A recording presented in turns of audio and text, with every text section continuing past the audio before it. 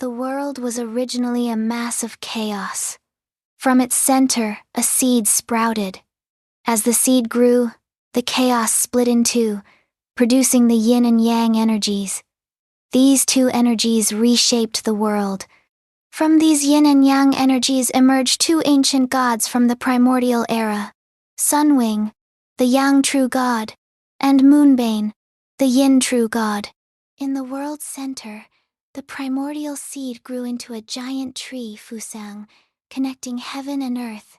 The yang god Sunwing resided in its canopy, while the yin god Moonbane entwined himself at the tree's roots. These two ancient gods constantly battled due to the differing nature of their powers. Each battle would result in the destruction of both ancient gods. In the spread of the war between gods, all life in the world would be destroyed, except for the Morris Isle protected by Fusang. After each divine war, the dissipated bodies of the two ancient gods would return to the world, nourishing the rebirth of all things. When the yin and yang gods once again gathered their souls and restored their bodies, they would repeat the previous war, causing the world to remain in eternal damnation, Naraka. After a battle between ancient gods, a race was born in the world with both yin and yang energies existing in their bodies. Attracted by the powerful force of the same origin, the elites of this race came to settle around the Fusang tree in Morris Isle. After another war between gods, the elites of this race and their civilization survived because of the protection of Fusang. The survivors called themselves the Heralds. After witnessing the terrifying power of the two ancient gods, the Heralds began to study the origin of the world and the power of the ancient gods. There were three sects of the Heralds: Arisen, Fervent, and Silith, which existed before the Heralds immigrated to Morris Isle. The Arisen sect practices by using the yin and yang energies to strengthen oneself. The Fervent sect controls the world's energy with its own yin and yang energy. The Silith believe that the soul is yang and the spirit is yin, and this applies to all things. Silith disciples are skilled in spiritualism, able to communicate with all things and even absorb souls and spirits for their own use. It was after this divine war that a new race was born on the ruins of the earth. Their appearance was very similar to the Heralds, but the yin and yang energies in their bodies were impure. The hidden tribe discovered this young race and called them humans. The hidden tribe occasionally gave humans some knowledge to help them build civilization. The first to teach humanity was the Silith. As a result of their initial teachings, humans began to believe in and worship powerful animals, forming a primitive totem worship. There was a human tribe that worshipped Moonbane and called themselves Yushan. Another tribe worshipped Sunwing and called themselves Embers. The two tribes constantly conquered other tribes and enslaved their people. Not only that, they also sacrificed people from other tribes to the two ancient gods in exchange for power. Shooting the sun. Several years later, a fishing and hunting tribe in the northwest of the continent worshipped the imperial fish. Their leader, Yi, encountered a member of the Yin clan's Yuan sect, learned the art of qi refining, and began to rebel against the Kunlun's rule. After more than a decade of warfare, Yi rallied an alliance with 11 other tribes and ultimately drove the Kunlun tribe into the high mountains of the northwest. As one tribe gained strength, the other weakened. The Embers tribe surged in power, sacrificing more captives to Sunwing. Sunwing's energy rapidly expanded, splitting into 9 more bodies, each possessing a power far greater than any previous one. The world was on the verge of destruction, and everyone was shrouded in terror before the destruction of the world. Even Moonbane was powerless to resist. With the mediation of the Embers, Yushan and Yi reached a ceasefire, and the Yin people brought this human hero to the place where the gods fought under the Fusang tree. At this moment, Sunwing launched its final attack. The golden light emanating pierced Moonbane's body, leaving even the Fusang tree on the verge of collapse.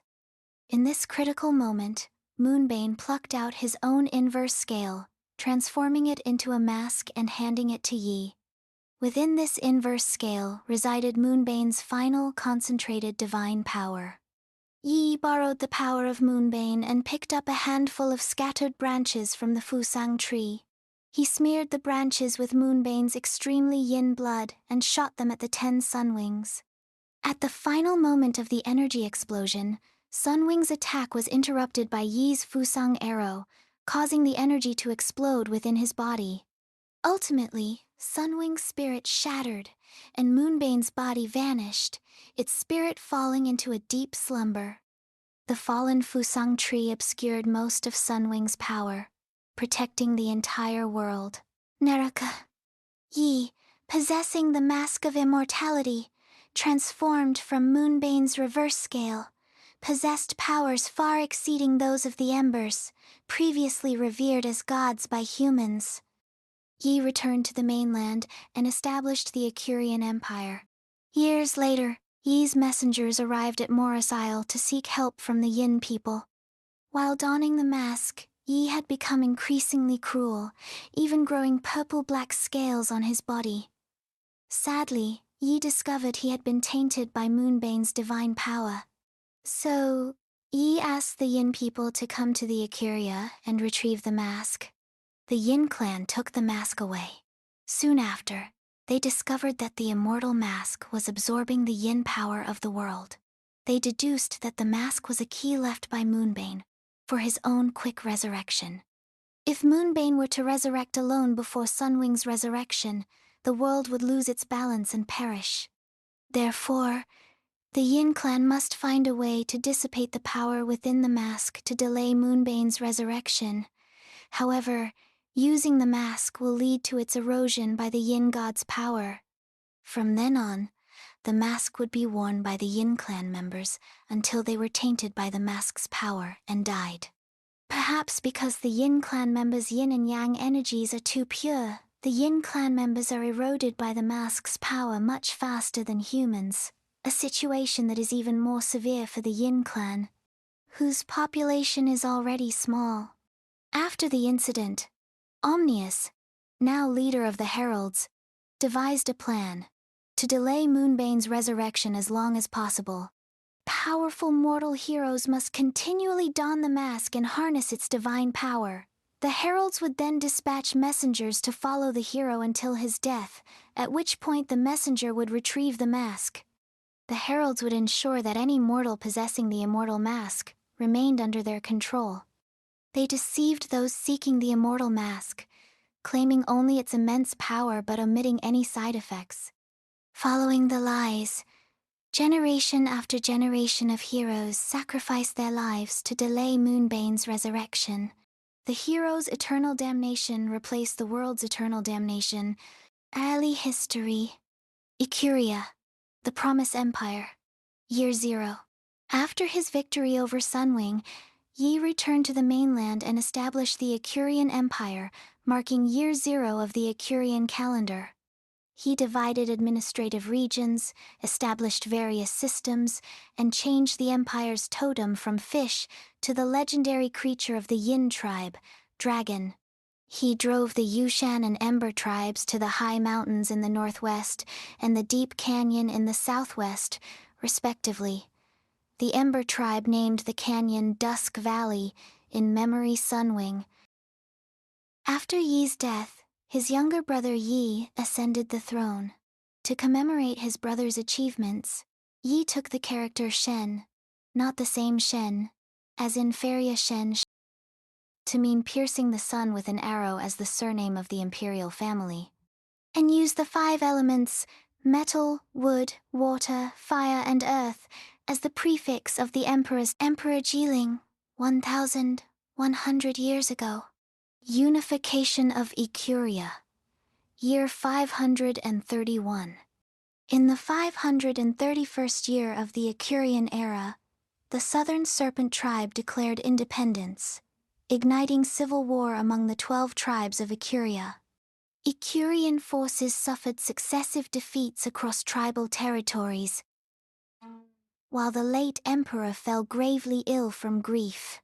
The then Crown Prince Jieling took control of the government, abandoning his father's pacifistic policies and personally leading his troops into battle.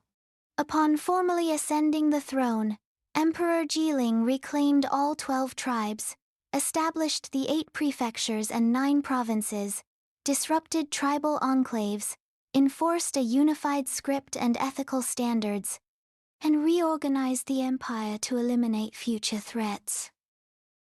The Emperor's Tomb, Imperium. Persuaded by An Luan, leader of the Qi cultivators, Emperor Jieling, believing his achievements far surpassed those of his predecessors, abandoned the imperial mausoleum of the Shen clan. Instead, he constructed a new tomb within the cave realm of Longyin Mountain. Though the greater situation was settled, the scattered rebel forces remained a great threat to the empire. During his reign, Emperor Jieling had conquered lands to the west and north through extraordinary talent, his might reverberating across the realm. Yet in his elder years, he was weakened by frail offspring and found no worthy heir. As his health declined, the emperor grew increasingly paranoid and obstinate. He first established 4 chancellors to divide power, then proceeded to execute or exile veteran generals and loyal ministers, leaving the court in a state of perpetual fear.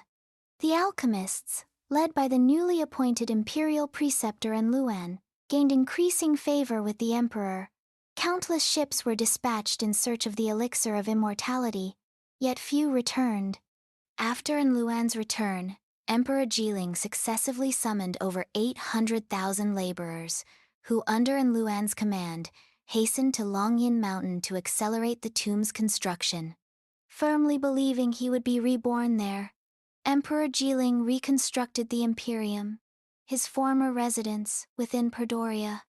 With its twin walls and 4 majestic gate towers, the imposing imperial city of the Supreme Emperor surpassed even the earthly imperial capitals in grandeur. Mercury was channeled into rivers, spirit stones inlaid to form celestial charts, and within this cavernous realm, a world was forged anew. This served as the alchemical furnace, nurturing the Fusang saplings from Morris Isle.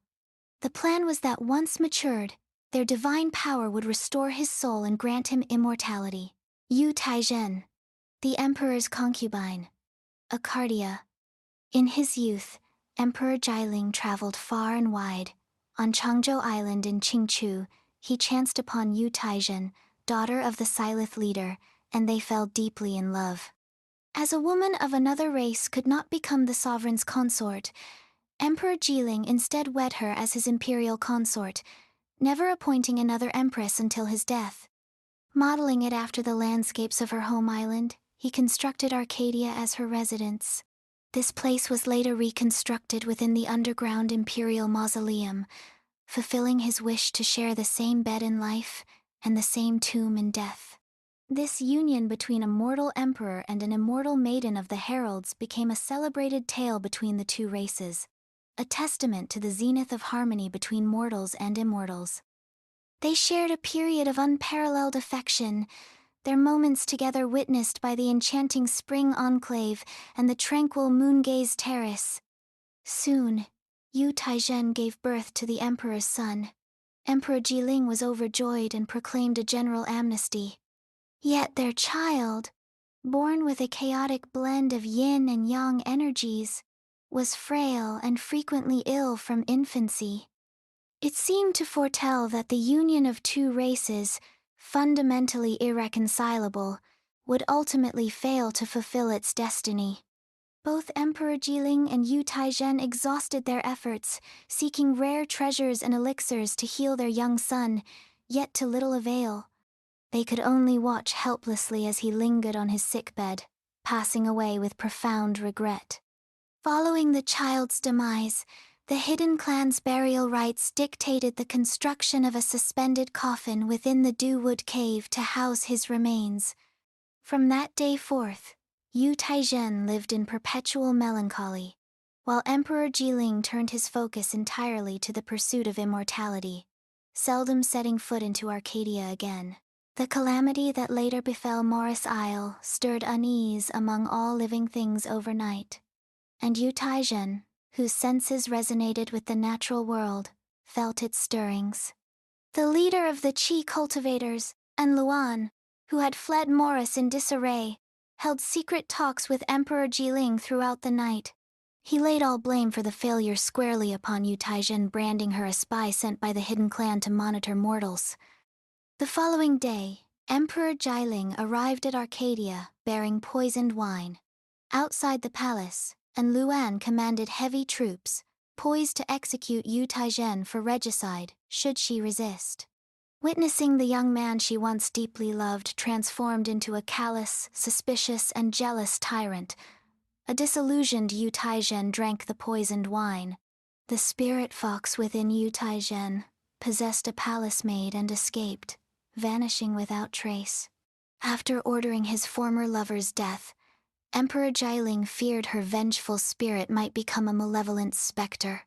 He therefore sealed Yu Taizhen's remains within a spirit crystal, imprisoning it beneath Arcadia with a ghost-binding formation. To the outside world, it was proclaimed that consort Yu Taizhen had succumbed to illness, overcome by grief for her infant son's untimely death. Death in vain. Years later, as the tomb neared completion, Emperor Jiling's life began to end. He finally found rest within this cave heaven, the culmination of his later years' devotion. Yet, due to various karmic entanglements, he never awoke to see the dawn of rebirth. The imperial sword that had accompanied Emperor Jiling through half his life of conquest was also sealed within the mountains. It still emitted a faint crimson glow, as if waiting for its master to emerge from the tomb, and once more take to the battlefield together. And Luan returned to Morris Isle, pursuit for immortality. At the founding of the Acuria, the chief sorcerers of each tribe were summoned to the imperial capital to serve the Shen royal house. Thereafter, these sorcerers gradually formed clans, adopting Wu as their surname. The Wu clan served as Acurian's imperial masters for generations, until the Changqi cultivator and Luan emerged. He framed Wu Muzhin, who was constructing the Emperor Jiling's imperial tomb, thereby gaining the position of Acurian's imperial master. Legend recounts that during Emperor Jiling's travels seeking immortals and companions, he encountered En Luan at a secluded thatched cottage named Baopu Studio on Azoth Mountain in Fortuna. This man, tall and handsome with snow-white hair and a boyish face, claimed to have studied under the matriarch of Yushan in the West, possessing the power to refine golden elixirs and grant longevity. Acting on Emperor Jiling's instructions, and Luan led a contingent of Qi cultivators to Morris Isle. Under the guise of seeking a master and the way, they were in truth secretly searching for the secret of immortality. Celestra, mastering yin and yang. 400 years ago. After the battle, the heralds and the mortals who later arrived on the island jointly constructed the city Celestra around 1,400 years ago. This place served as the herald's sanctuary for imparting teachings to mortals. In those days, whenever the bell of admonition rang, the mortal Qi cultivators and shamans living in the western Celestra Valley would cross the covered bridge to the academy in the eastern part. There, they would study with voracious hunger all matters concerning the dual energies of yin and yang, and the mysteries of heaven and earth.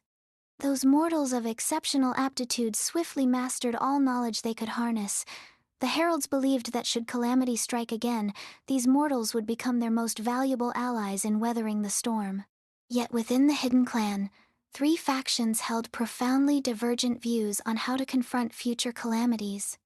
Ultimately, with the backing of the mortal Qi cultivators, who had become a pivotal force on the island, the hidden clan's plan to revive the Fusang sacred tree was set in motion. Sunwing's Rest, unraveling the mysteries of the ancient gods. In the northwestern corner lies a marsh seldom trodden by man, today known as Sunwing's Rest. Buried at the marsh's heart lies the colossal skeleton of a bird, one of the Yang gods' embodiment. Since Sunwing's fall here, Its flesh and blood have nourished this land, endowing all things with a strange and colossal vitality. Growth and decay follow unseen laws. Within this marsh, trees and vines flourish unchecked, intertwining among the bones. Together with mushrooms that emit hallucinogenic vapors, they compose an eerie spectacle. Despite its harsh environment, Sunwing Valley has long been favored by the island's recluses due to its rich life essence. Seeking communion with the cosmos, these recluses abandoned their urban dwellings to construct rudimentary treehouses deep within the forest, spending their days and nights in the company of the ancient divine remains within the valley. Initially, these hermits were predominantly members of the Fervent sect, or Silith sect from the Hidden Clan. As mortals journeyed to Morris to pursue learning, the presence of chi cultivators gradually emerged within Sunwing Valley. United by shared aspirations, they formed an alliance. Centered around the Golden Crow's skeleton, they jointly established the three dwellings of Jade, Amber, and Onyx, linked by suspension bridges. Through concerted effort, they sought to unravel the mysteries concealed within the ancient god's remains. Through relentless endeavor, they astonishingly fused the residual yang energy within the remains with the yin power of the immortal mask, cultivating forbidden entities such as the soul-returning vine and soul-returning flower. These wondrous plants possess the power to resurrect the dead, yet their unstable nature transformed the revived into monstrous beings. Should the Hidden Clan's elders discover these creations, they would surely destroy them. Neither the Silith sect nor the Chi cultivators wished to relinquish this hard-won breakthrough, thus deciding to conceal the existence of these forbidden creations until a foolproof solution could be found. Omni's Nightmare, 1,100 years ago. Towards the end of Emperor Jiling's reign in Ikuria, a secret mission was assigned to the Chi cultivators who had journeyed to the island to collaborate with the Hidden Clan on saving the world. To study the Hidden Clan's path to immortality by reviving the Fusang tree. The soul-returning flowers were now blooming across Morris Isle, are the product of that endeavor. A faction of mortal cultivators stole the remains from the Shrine of Immortality. The bones of Hidden Clan sages sacrificed to disperse the power of the Mask of Immortality. They used these bones to nourish the soul-returning vine of the Fusang tree, but unexpectedly, the vine transformed the sages' remains into vine enemies. By the time Omnius, leader of the Hidden Clan, discovered this, vine specters were rampant throughout Celestra. Many mortal chi cultivators and their Hidden Clan mentors had already perished at the hands of these uncontrolled specters. More terrifying still, where the soul-returning flowers bloomed, the souls of the deceased would materialize only to be ensnared and possessed by the vine specters. The fortunate few could reconstruct their bodies and return to life, but such luck was 1 in 10,000. The vast majority, due to an incomplete resurrection, were transformed into vine specters, evil ents. Omnius led the elite of the Herald's 3 sects into combat for days before purifying the city. After slaying and expelling the mortal chi cultivators, he sealed off the city, unwilling to let the Hidden Clan touch those painful memories again. Particularly those Hidden Clan members who, despite experiencing betrayal, still harbored kindness towards mortals. The Silith sect refused to abandon their quest to resurrect the Fusang tree, persisting with forbidden research.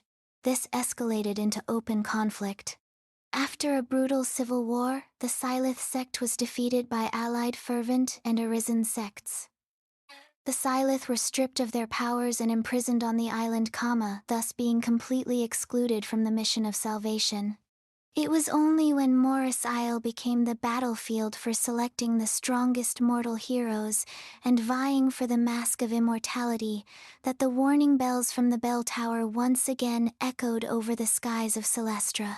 Immortal Fraud, Azoth Peak, Perdoria. Amidst the purge of chi cultivators by the Hidden Clan after the catastrophe on Morris Isle, and Luan narrowly escaped back to Ikuria. To evade punishment, he falsely claimed to have brought back a foolproof secret technique for resurrecting souls and ascending to immortality, along with seeds of the Fusang tree stolen from the Silith clan.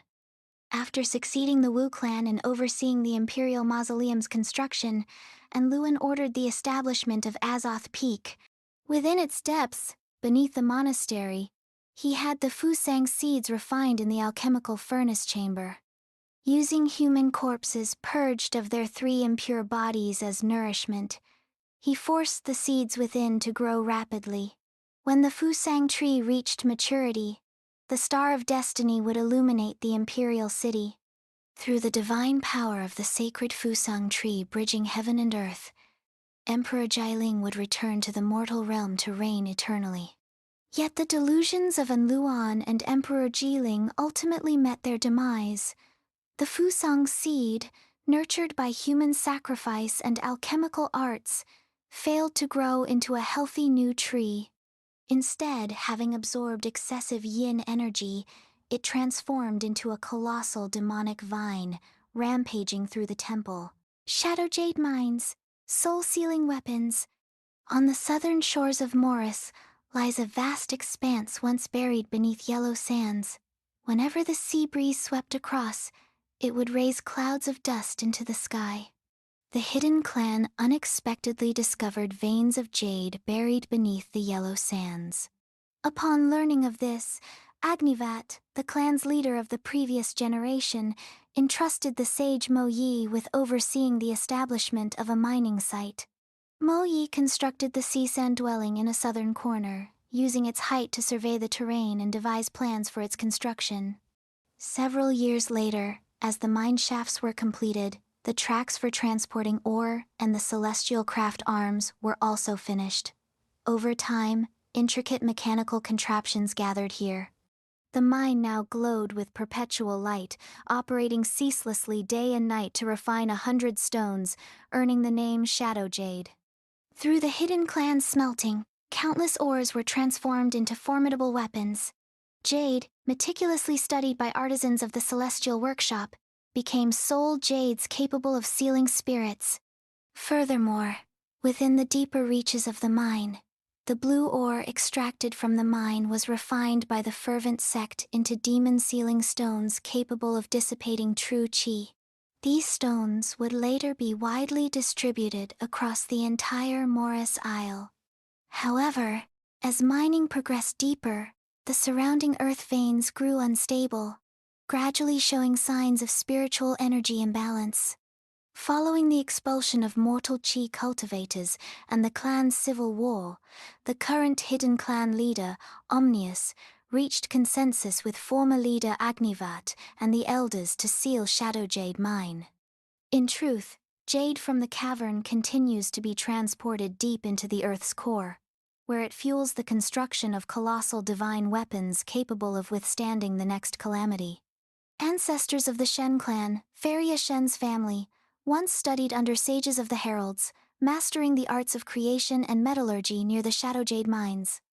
When calamity struck Morris Isle and mortals were expelled, survivors returned to their ancestral home in Thunder Valley aboard vessels, establishing Valveka. Under the leadership of Chi cultivator chief Anluan, the Shen clan oversaw the construction of Emperor Jiling's mausoleum within Padoria. Shen Mingqi, 900 years ago, Skygaze Cove. 2 centuries after the heralds severed ties with humanity, a prodigy emerged within the Shen lineage. Shen Mengqi. A master of mechanical arts and transformation techniques, he sought to rediscover the ancestral methods of creation and metallurgy, journeying to Morris Isle. There, he defeated numerous heroes, becoming the first mortal to wield the mask of immortality. Upon his return, piecing together ancestral manuscripts, Shen Mengqi reconstructed the hidden clan's massacre of the island's mortals. He also glimpsed the truth behind the clan's emissary scheme, sacrificing mortals to the mask, thereby draining the power of the ancient gods and securing cosmic peace. Resolved to use the power of the Mask of Immortality to shatter the Hidden Clan's grip on the world, Shen Mengqi led his kin deep into Predoria. There, he transformed the former craftsman's quarters of the Imperial Tomb into a city of mechanisms, forging mechanical warriors to await the Hidden Clan's arrival. Inspired by the Hidden Clan's secret art of the Soul Jades from Morris Isle, Shen Mengqi worked day and night, almost madly immersed in blueprints and machinery for years. Finally, he created a world-shaking weapon to rival them, the Celestial Barge. After Shen Mengqi vanished for several years, the Hidden Clan's envoy of that time finally tracked him down. Without hesitation, Shen Mengqi harnessed the immortal mask as its power source, activating both the mechanical soldiers and the barge, intent on a final, decisive battle against the heralds. Alas, mortal men could never match the wisdom of the Hidden Clan's forebears. Shen Mengqi was defeated, his strength exhausted, and he perished. The Hidden Clan emissaries retrieved the immortal mask, and once more sealed Predoria. Heliath, the Sun Kingdom. After the war between the three herald sects, Arisen, Fervent, and Silith, the disciples of Silith were imprisoned. Their ability to control animal souls and transform into animals became their bondage and punishment. Yakiko, a Silith genius, pretended to surrender to the Fervent after the war between the three sects, seized the Mask of Immortality when he had the chance, and headed to the island where the Sun Kingdom Heliath is now located. Yakiko uses the power of the Mask of Immortality to transform the creatures on the island into monsters in an attempt to build an army of monsters to counterattack the other heralds. At the same time, the other two sects sent their disciples to hunt down Yakiko. What no one expected was that a Fusang branch shot by Yi fell on the Sun Islands, carrying with it the blood of Moonbane and some fragments of Sunwing's soul. Yakiko sensed a connection between the power of the Yin god's blood and the mask, and he tracked it down to a location on Kamaitachi Island. Meanwhile, disciples of the Herald clan, who were hunting Yakiko, arrived. With nowhere else to turn, Yakiko, desperate, forcibly absorbed the blood of Sunwing, transforming into the Yamata no Orochi, an 8-headed dragon, defeating all who came to pursue him. Li Ji, a disciple of the Fervent, found 3 warriors, Yoshimitsu, Tsuchimikado, and Chidori Raizo, on the Sun Islands. With the help of the 3 warriors, he forged the Fusang branch and the fragments of Sunwing's soul into the Fusang spear. In the end, Li Ji used Yi's magic spear to kill the Yamata no Orochi. At the moment of killing, the Magatama carried by the Onmyoji Tsuchimikado and the heart-protecting mirror carried by the samurai, Chidori Raizo, absorbed some of the dissipated yin and yang energy and turned into divine artifacts. After the 3 warriors killed the demon, they returned the mask to the heralds as a deal, and left the 3 sacred artifacts on the island to suppress Yakiko's 3 souls. Among them, the warrior Yoshimitsu established the Sun Kingdom Heliath with the help of the Hikari people and appointed the Kusaka clan on Kamaitachi Island to worship the Fusang spear for generations. Afterwards, the 3 major families of Helioth, the Chidori family, the Tsuchimikado family, and the Kusaka family respectively, guarded the 3 outer islands and enshrined 3 sacred artifacts, protecting the royal family of Helioth, the Yoshimitsu family. Modern history. Halaroth, the Divine Eagle Kingdom. Amidst the vast desert, an oasis nurtured by the melting snow of Mount Yushan has long been a must-stop for merchants traveling east and west seeking supplies and rest. Over time, this oasis became a transportation hub for several major trade routes, connecting Lunazra in the west, Ikuria in the east, and the vast grasslands in the north. Plumed Castle, Fortress of the Divine Eagle.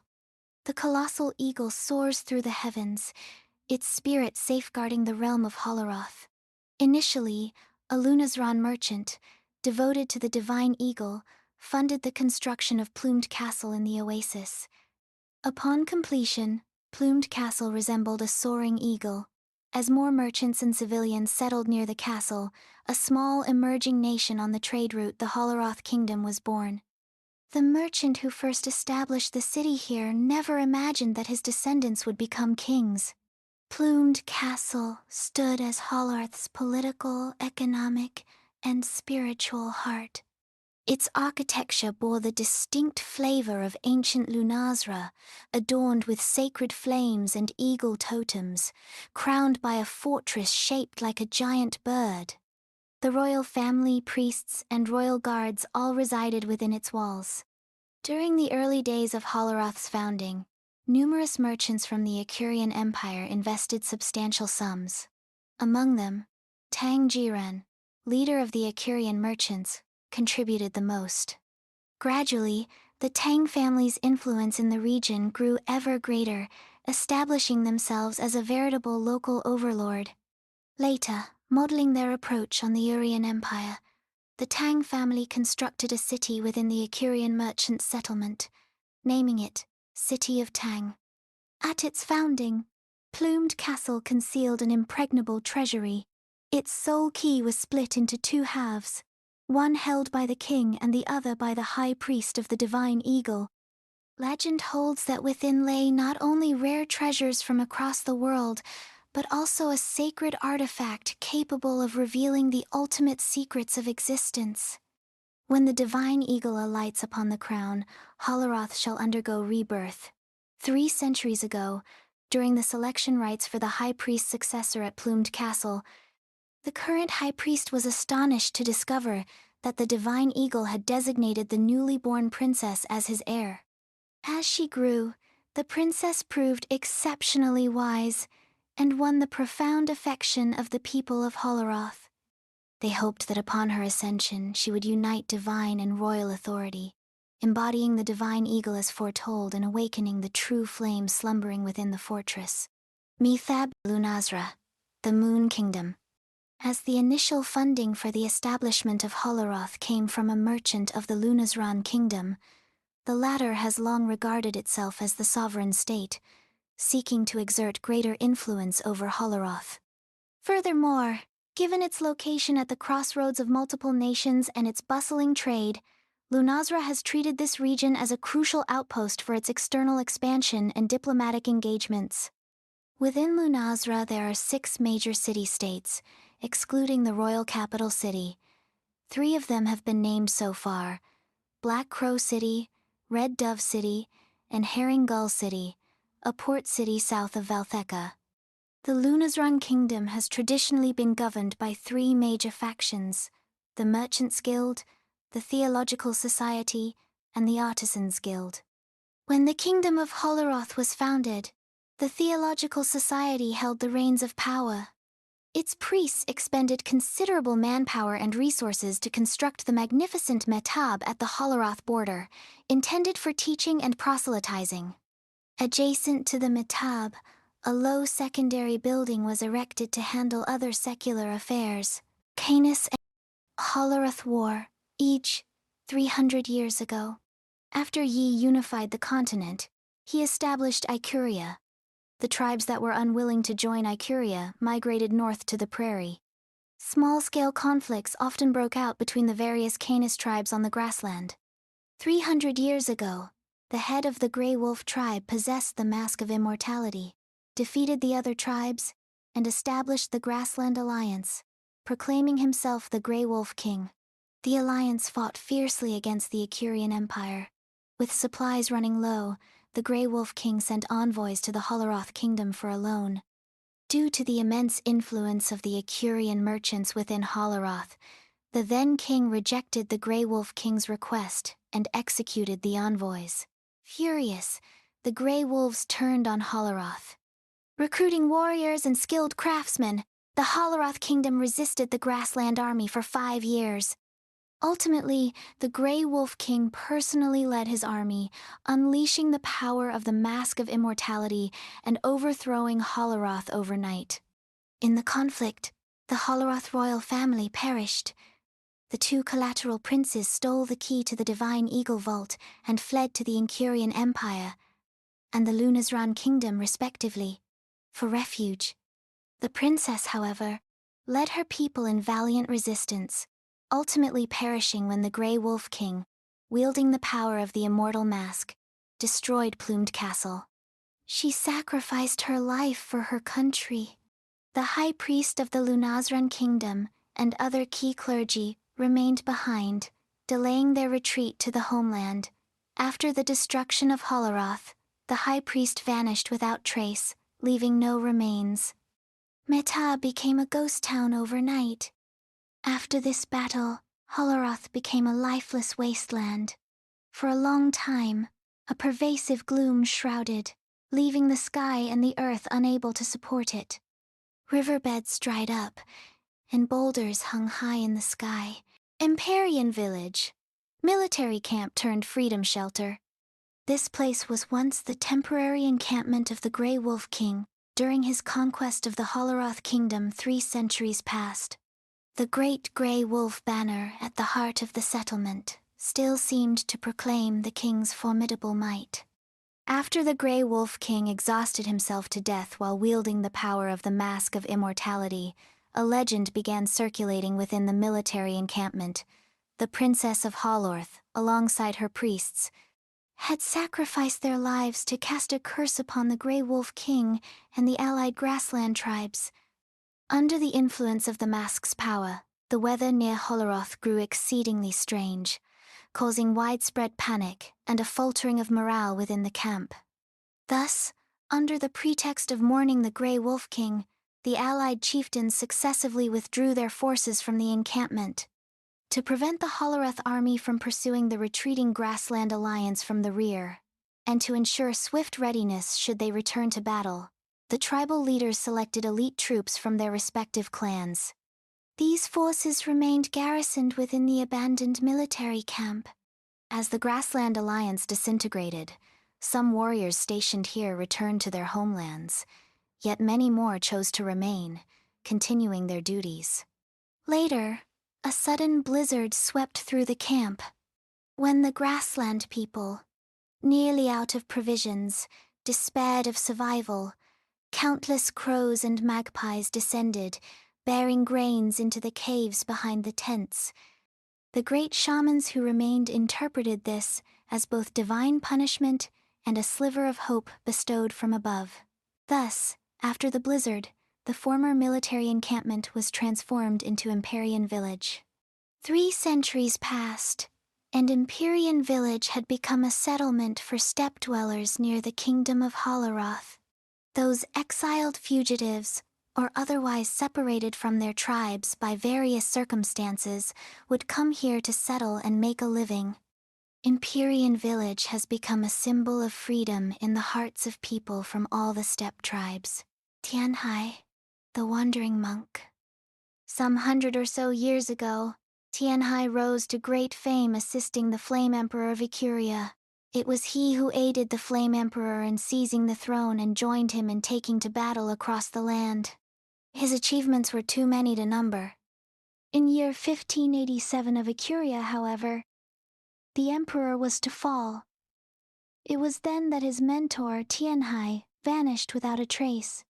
It was not until the hero's arrival upon Morris Isle to seek the Mask of Immortality that they realized Tianhai, he who had vanished almost a century ago, was also present here. It appeared that he was one of the legendary Hidden. In fact, he was their envoy. Eventide Temple, Penitents of the Arisen. Upon the cliffs northeast of Morris, a ruined ancient temple stands silently, having weathered 1,000 sunsets. Originally built by ascetics of the Arisen, Eventide Temple once flourished, its resonant bells echoing through the heavens. Yet when alchemists sent by the Emperor of Jiling sought immortality through reckless practices upon the island, calamity befell Morris. The soul-returning flower bloomed. The Hidden clan was forced to abandon the island of divine conflict, and Eventide Temple fell into ruin. Yet a group of Arisen sect ascetics refused to depart with their sect. Devoted to the Arisen teachings yet powerless to sway their sect's decision, they remained within the temple walls to cultivate and purify themselves. These disciples of the Arisen sect renamed the temple's main hall Penitence, seeking atonement for their kin's folly in trusting the alchemists and abandoning the island, and for their own stubborn refusal to see the error of their ways. Yet after the catastrophe, strange phenomena proliferated across the island, and monstrous creatures ran rampant. They could not endure for long, and one by one, they met their doom. The ancient temple, untended, gradually fell into ruin. The wrathful-eyed Vajra, its face fierce, stood silent sentinel at the mountain gate.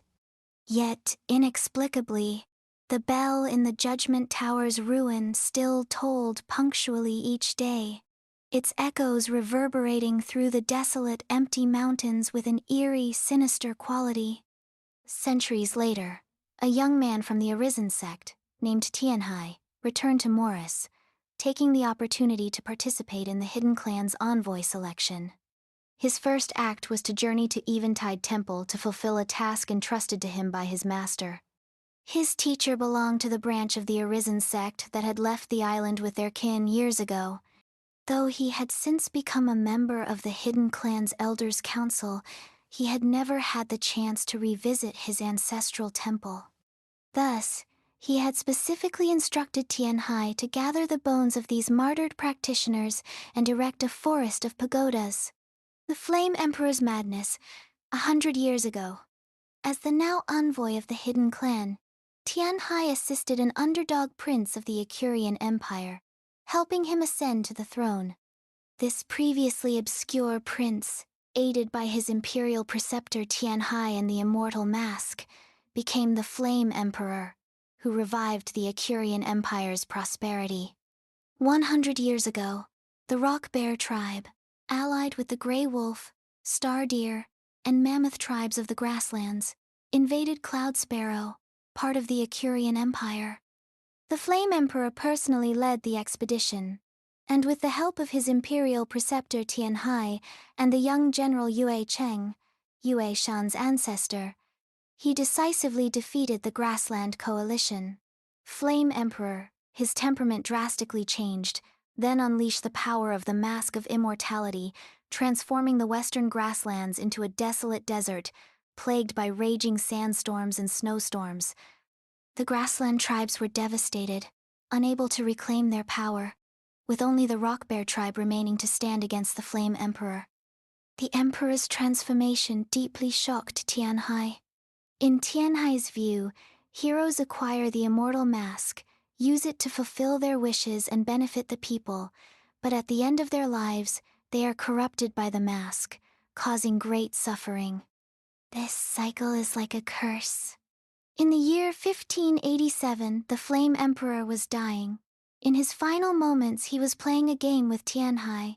The Emperor showed shame and regret towards his actions. The Mask of Immortality had fully corrupted him. The courageous man who took the burden of the mask for the sake of his people had turned into a monster. He enjoyed the pain he caused with the destruction of the grassland and its tribes. And his heart was still longing for more death, even the one of his old friend Tianhai. This led Tianhai to rip the mask from his face, trying to free him from the mask's influence in his final moments. In his final moment, Tianhai made the promise to destroy the mask.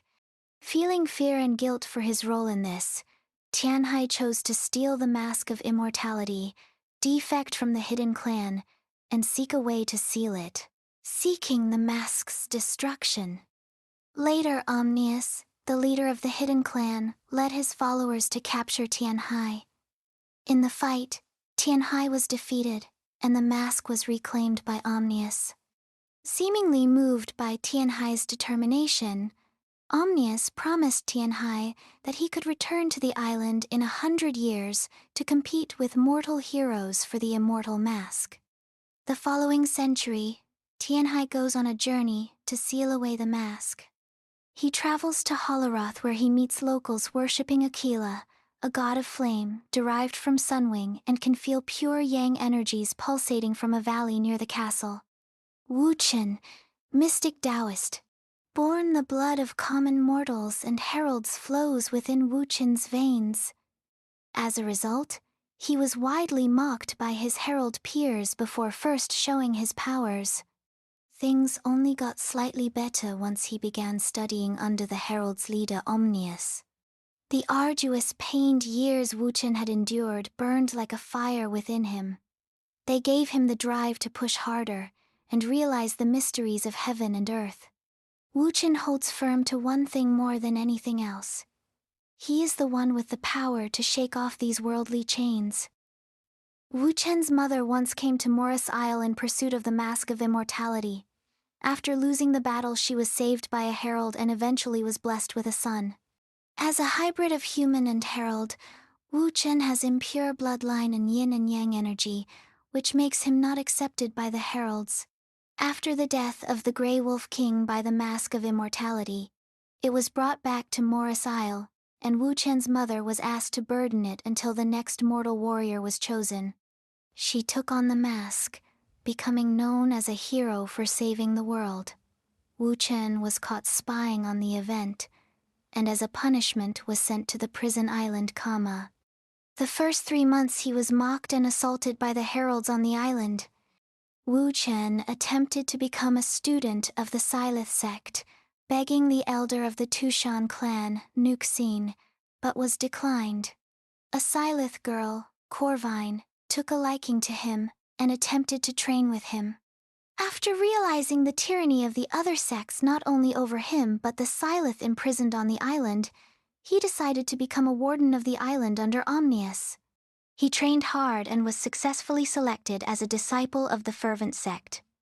After his selection, Nuxin took a fragment of his soul to ensure his alliance with her. On the day Tianhai defected from the Hidden Clan, Nuxin's daughter Tessa, who became a little sister to Wuchen, escaped from the prison island with his help. Wuchen, in charge of patrolling the prison island, was imprisoned in its dungeon and tortured by the Hidden Clan leader Omnius with the 5 elements heavenly punishment. However, he unexpectedly qualified to be selected as the next envoy of the heralds and was accepted as Omnius's last disciple.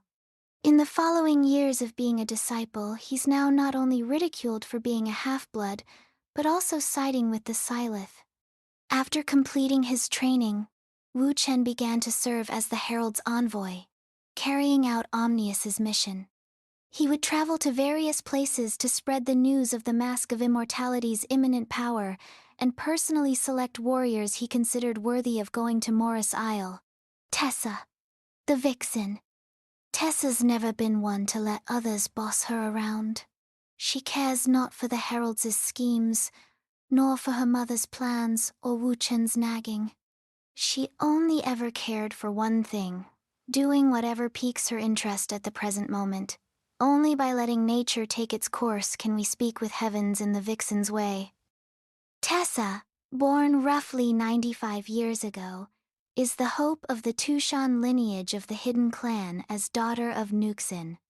When she was 8 years old, the Hidden Clan's envoy, Tianhai, defected with the Mask of Immortality. Leader Omnius led his elite forces in pursuit, prompting the Tushan clan to act.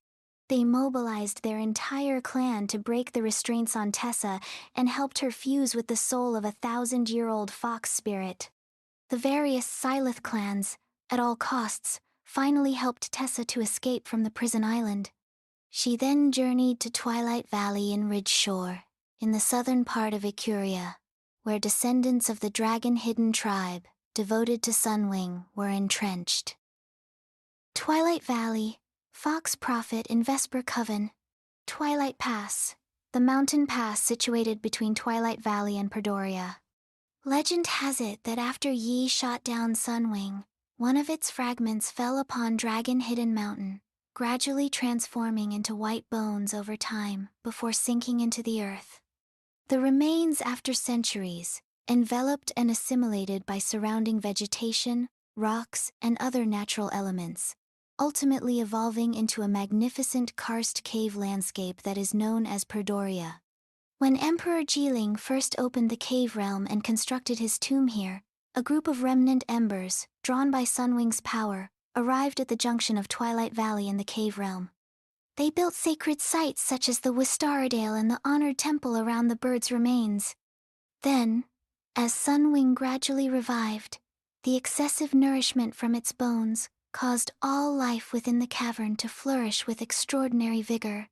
Strange phenomena proliferated across this land, and the miasma grew so thick that it became utterly unsuitable for mortal habitation. Over time, Twilight Pass, once a sacred site for Sunwing's worship, became a forbidden realm untraveled by humans, regarded by the valley folk as a demon valley. Since then, many young tribesmen have rashly ventured into the forbidden Twilight Pass, none returning alive. Horrifying tales circulate among the valley folk.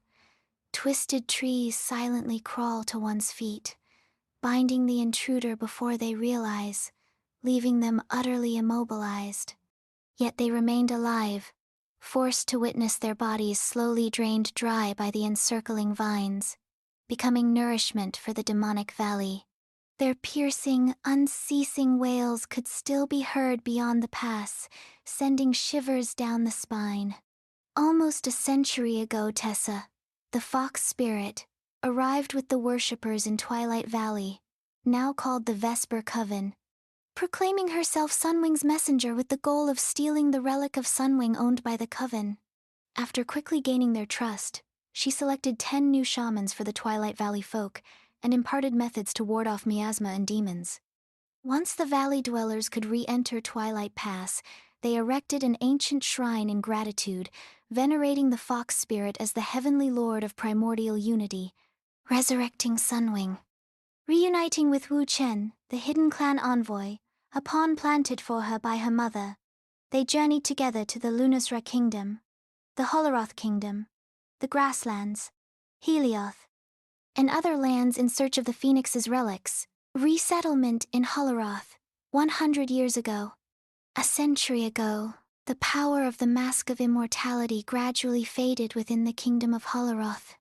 Many of the Holorothians who had fled abroad during the war returned to their homeland, and trade routes slowly revived. Soon after, an armed force claiming descent from the royal guards took control of Plumed Castle, undertaking its restoration and management. Descendants of the Holorothian royal family who had stolen the keys during the Great War also returned to Holoroth, supported by the Lunarza and Ecuria. They sought recognition from the royal guards stationed at Plumed Castle ruins to claim reign over the fortress. The Theological Society of Lunazra dispatched an expeditionary force to establish a camp near the ruins of Metab.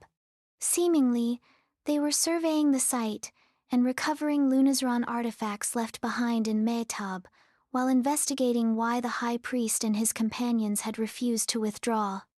The Tang clan, having fled back to Ikuria, gradually declined.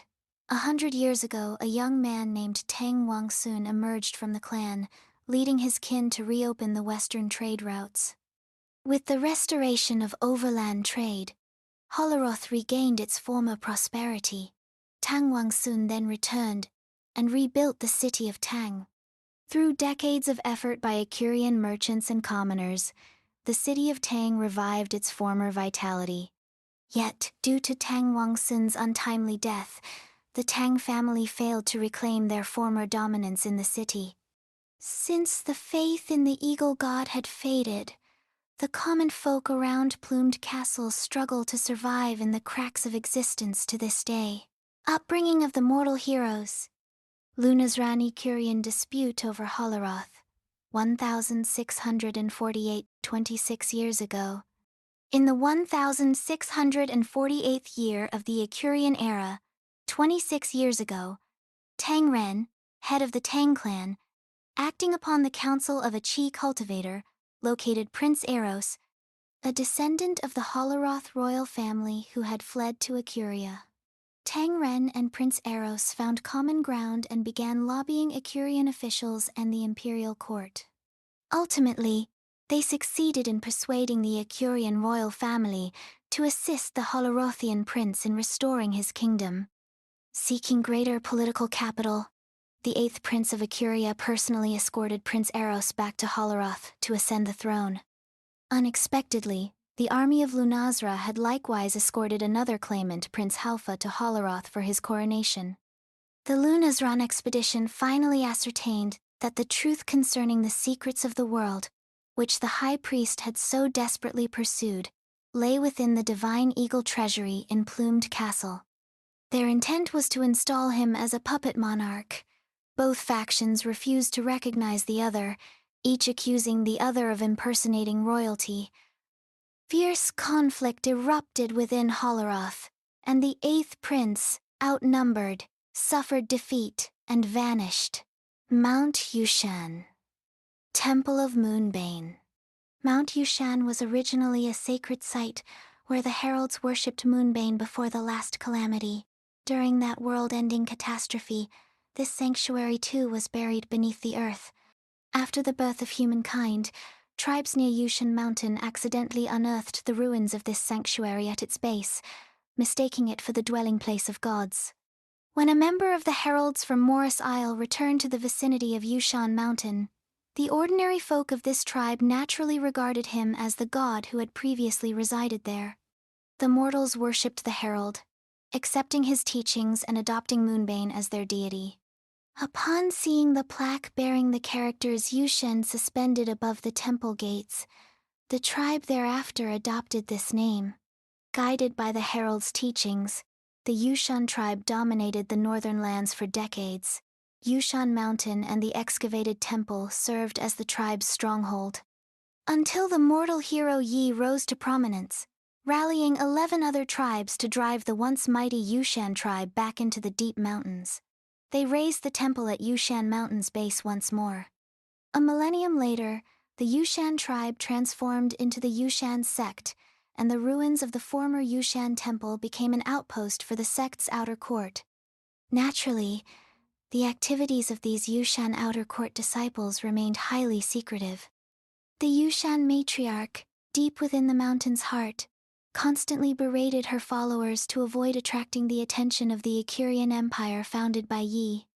Indeed, members of the Yushan sect deliberately spread terrifying legends to keep ordinary folk far from Yushan Mountain. 26 years ago, after the 8th prince was defeated by the Lunasran army, he vanished into the Yushan ruins. Viper Ning, the Crimson Knight. Yushan refers to far more than the mountain ranges of the same name. Viper Ning was born and raised in Yushan, and had never left the area. Not, that is, until she became the maiden of the Yushan Whisperers. From that time on, a most fearful woman, known only as the Crimson Knight, left rivers of blood in her wake as she swept through Ikuria. There was but one thing that Viper Ning, blind blade master of West Yushan, wished to do. Nobody ever leaves Yushan. The traitor of 23 years prior couldn't, and neither can Viper Ning.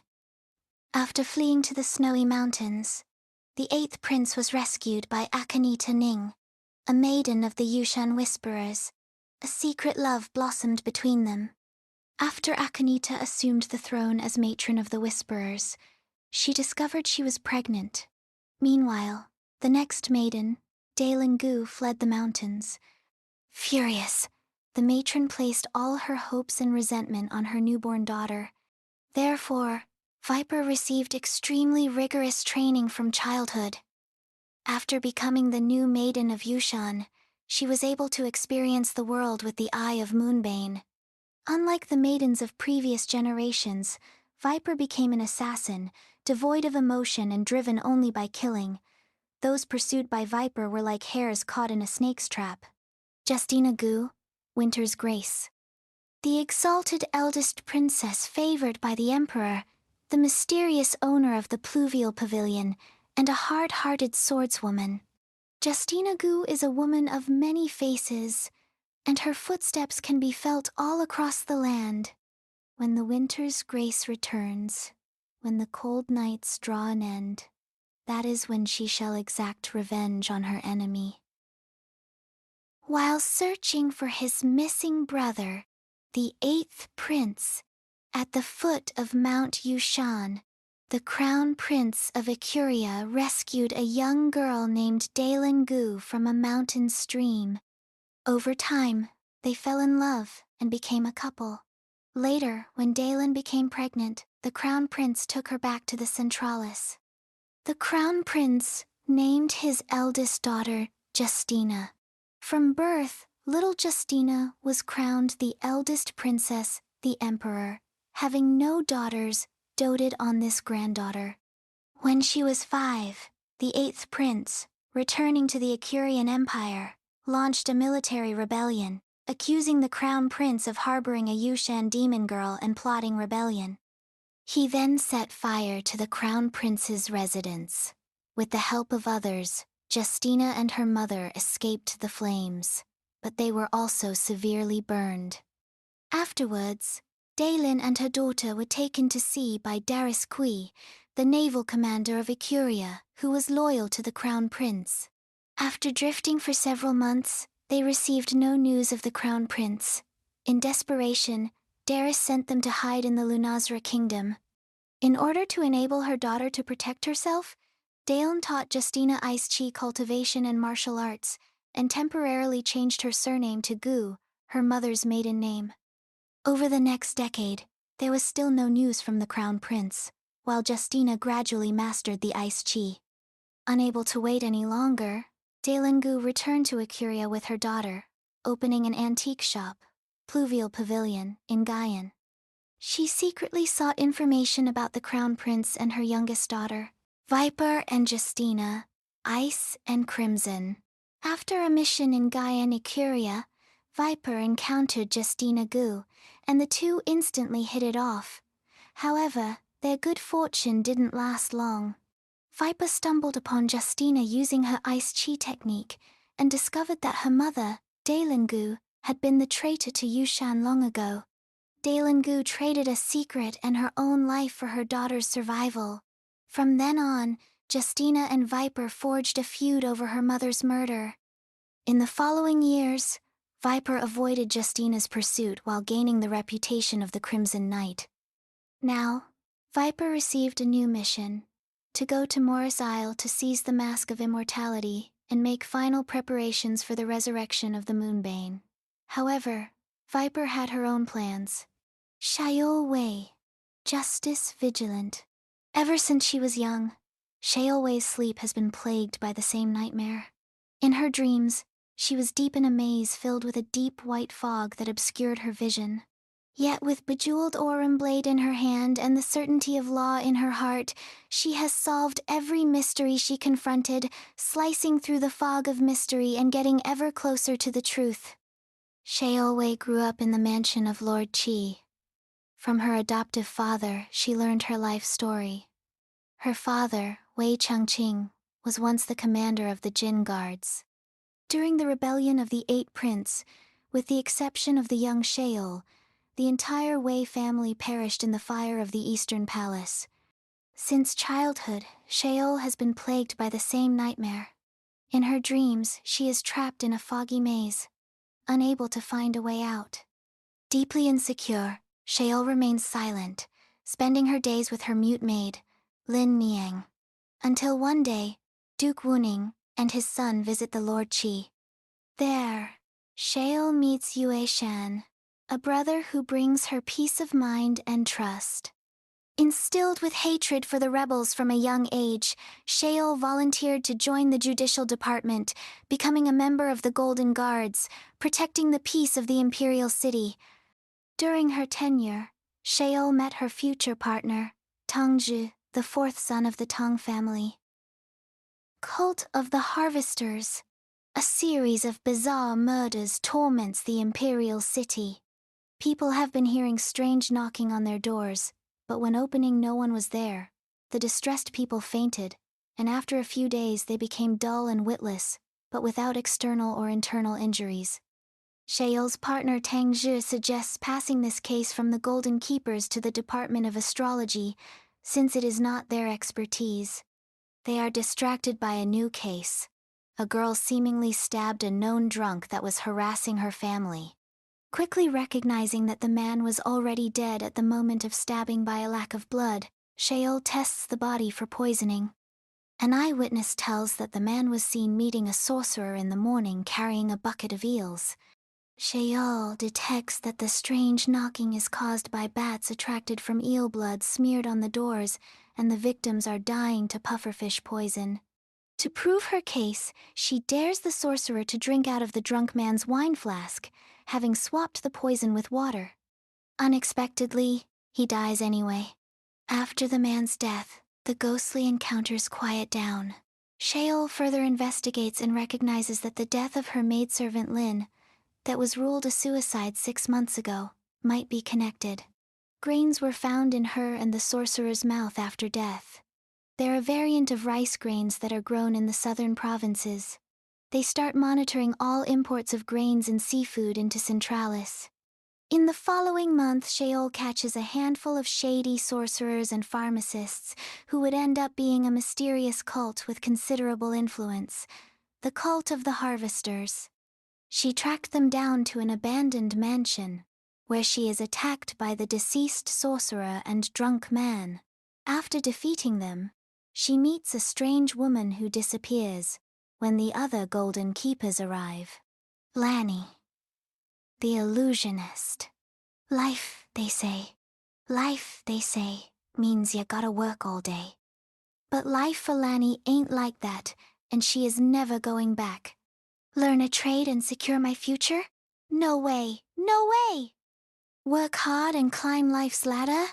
No way, no way!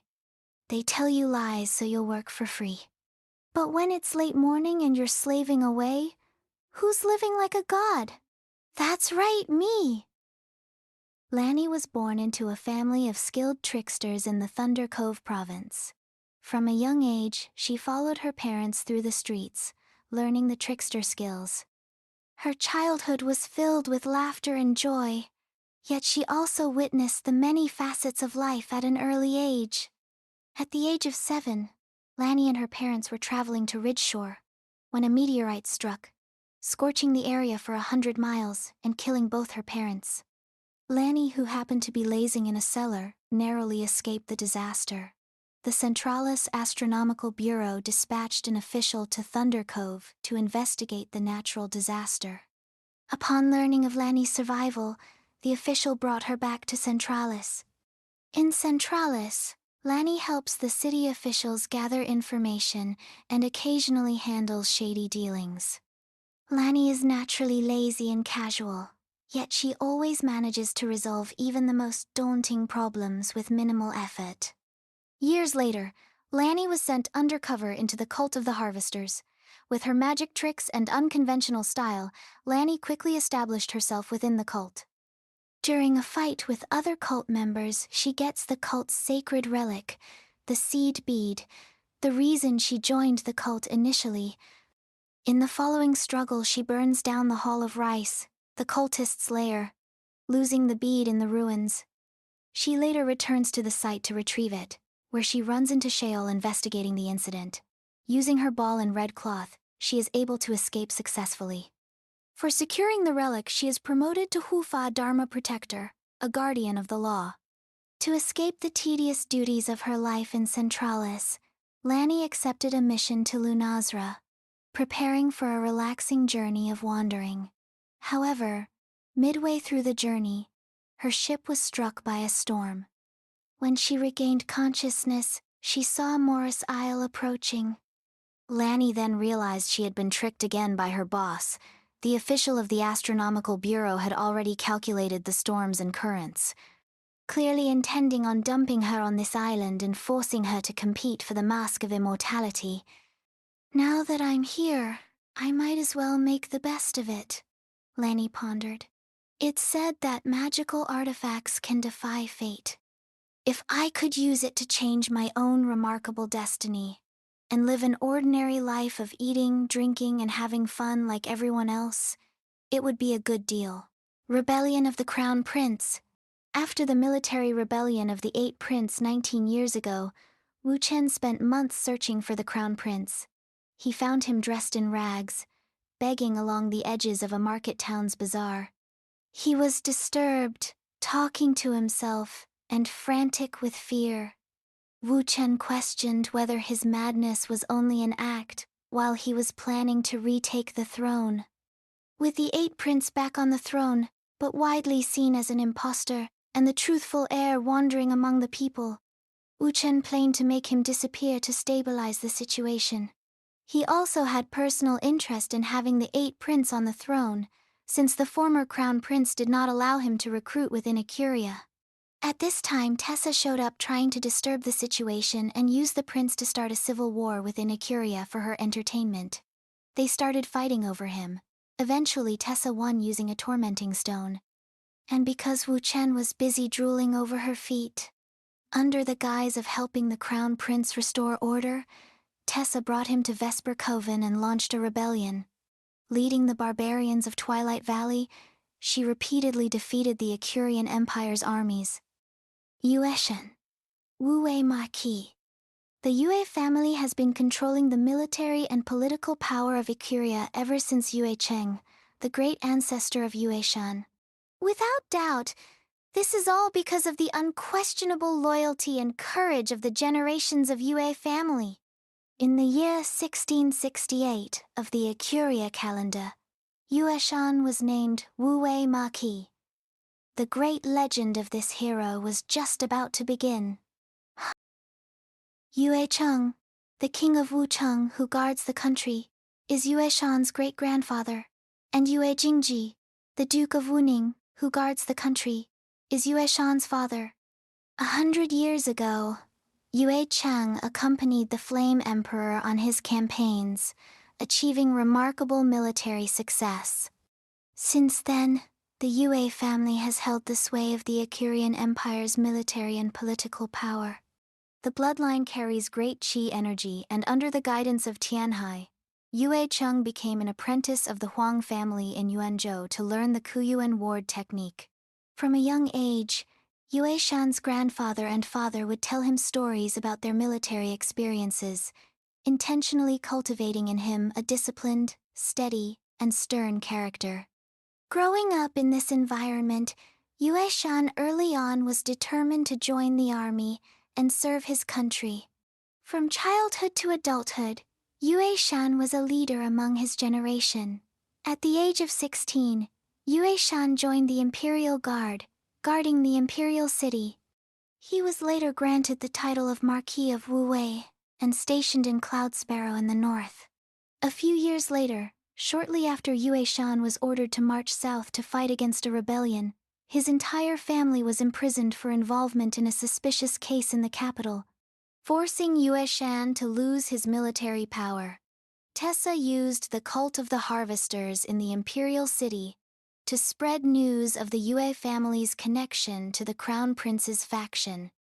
Xiao Wei, Yue Shan's childhood sweetheart, and the adopted daughter of the 8th prince, and a member of the imperial guard, was assigned to handle the case. Xiao headed south to arrest Yue Shan, but he defied the order and chose to join the crown prince.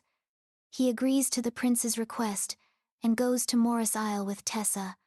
Xiao had no choice but to follow him and landed on the island. Akos Hu, the rebel claw. A soldier's path he did abide. While now Akos journeyed on as a fearless beast through valleys wide. Akos Hu, the boy raised on tiger's milk, has a soul as untamed as the wild. Only the well-being of his hometown could ever bring his heart down. While hunting tigers, hunters from Arbot accidentally found a crying baby in a tiger's den. The hunters took him home, adopted him, and named him Akos Hu, hoping that he would live a free and happy life like a wild beast. But the good times didn't last long. Due to a natural disaster in Arbot, the hunters moved to Cloud Sparrow with Akos. But the following year, the hunters were slaughtered by a group of bandits at the border between Cloud Sparrow and Arbot. After the hunters died, Akos grew up eating food from hundreds of families in Cloud Sparrow. He killed bandits, robbed local tyrants, occupied the mountains as king, and helped the people. As the leader of the Blackwind village, he silently guarded Cloud Sparrow. Akos, a man of chivalrous character and a righteous heart, possesses a keen eye for detail. He freed his village from bandits by ambushing them at night. In the following years, he trained the villagers to protect themselves, with Shu and Yuze being his best men, becoming like brothers to him. They are frequently approached by recruiters of the Imperial Army to enlist, but don't want to give up their freedom. One night, the three men returned from a hunt to see their village raided by members of the Cragbear tribe from Canis lands. The tribe had built a violent reputation for spreading chaos, but had never been seen this far south within Ikuria. After fighting them, Akos decided to give up his freedom to better protect his people, and accepted the offer of the Imperial Army, where he befriended Yushin. After fighting side by side many times, the two, once very different personalities, become close confidants, willing to confide in each other. Later, when Akos and Yue Shen were ordered to go to Valthika, they met Feria Shen, the beloved granddaughter of the Valthika master. In the midst of protecting Cloud Sparrow from the Cragbear tribe, Yue Shen and Akos fight over the best way to defeat the tribe. Akos wants to attack them directly and mischievously at night because snow is approaching from the mountains, and after defeating the main camp, they could use the winter period to rebuild a strong stance, while Yushin wants to wait for an honorable battle. Akos ends up falsely agreeing with his higher-up, but gathers his best men at night and goes to raid the enemy's camp by himself. He found a nearly empty camp and was surrounded by the tribe from the outside. They walk right into the setup trap and are slaughtered by the vicious tribe people.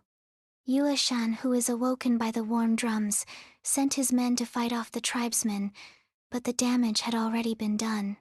Yue Shan, initially furious over Akos' stupid and selfish actions, shows compassion.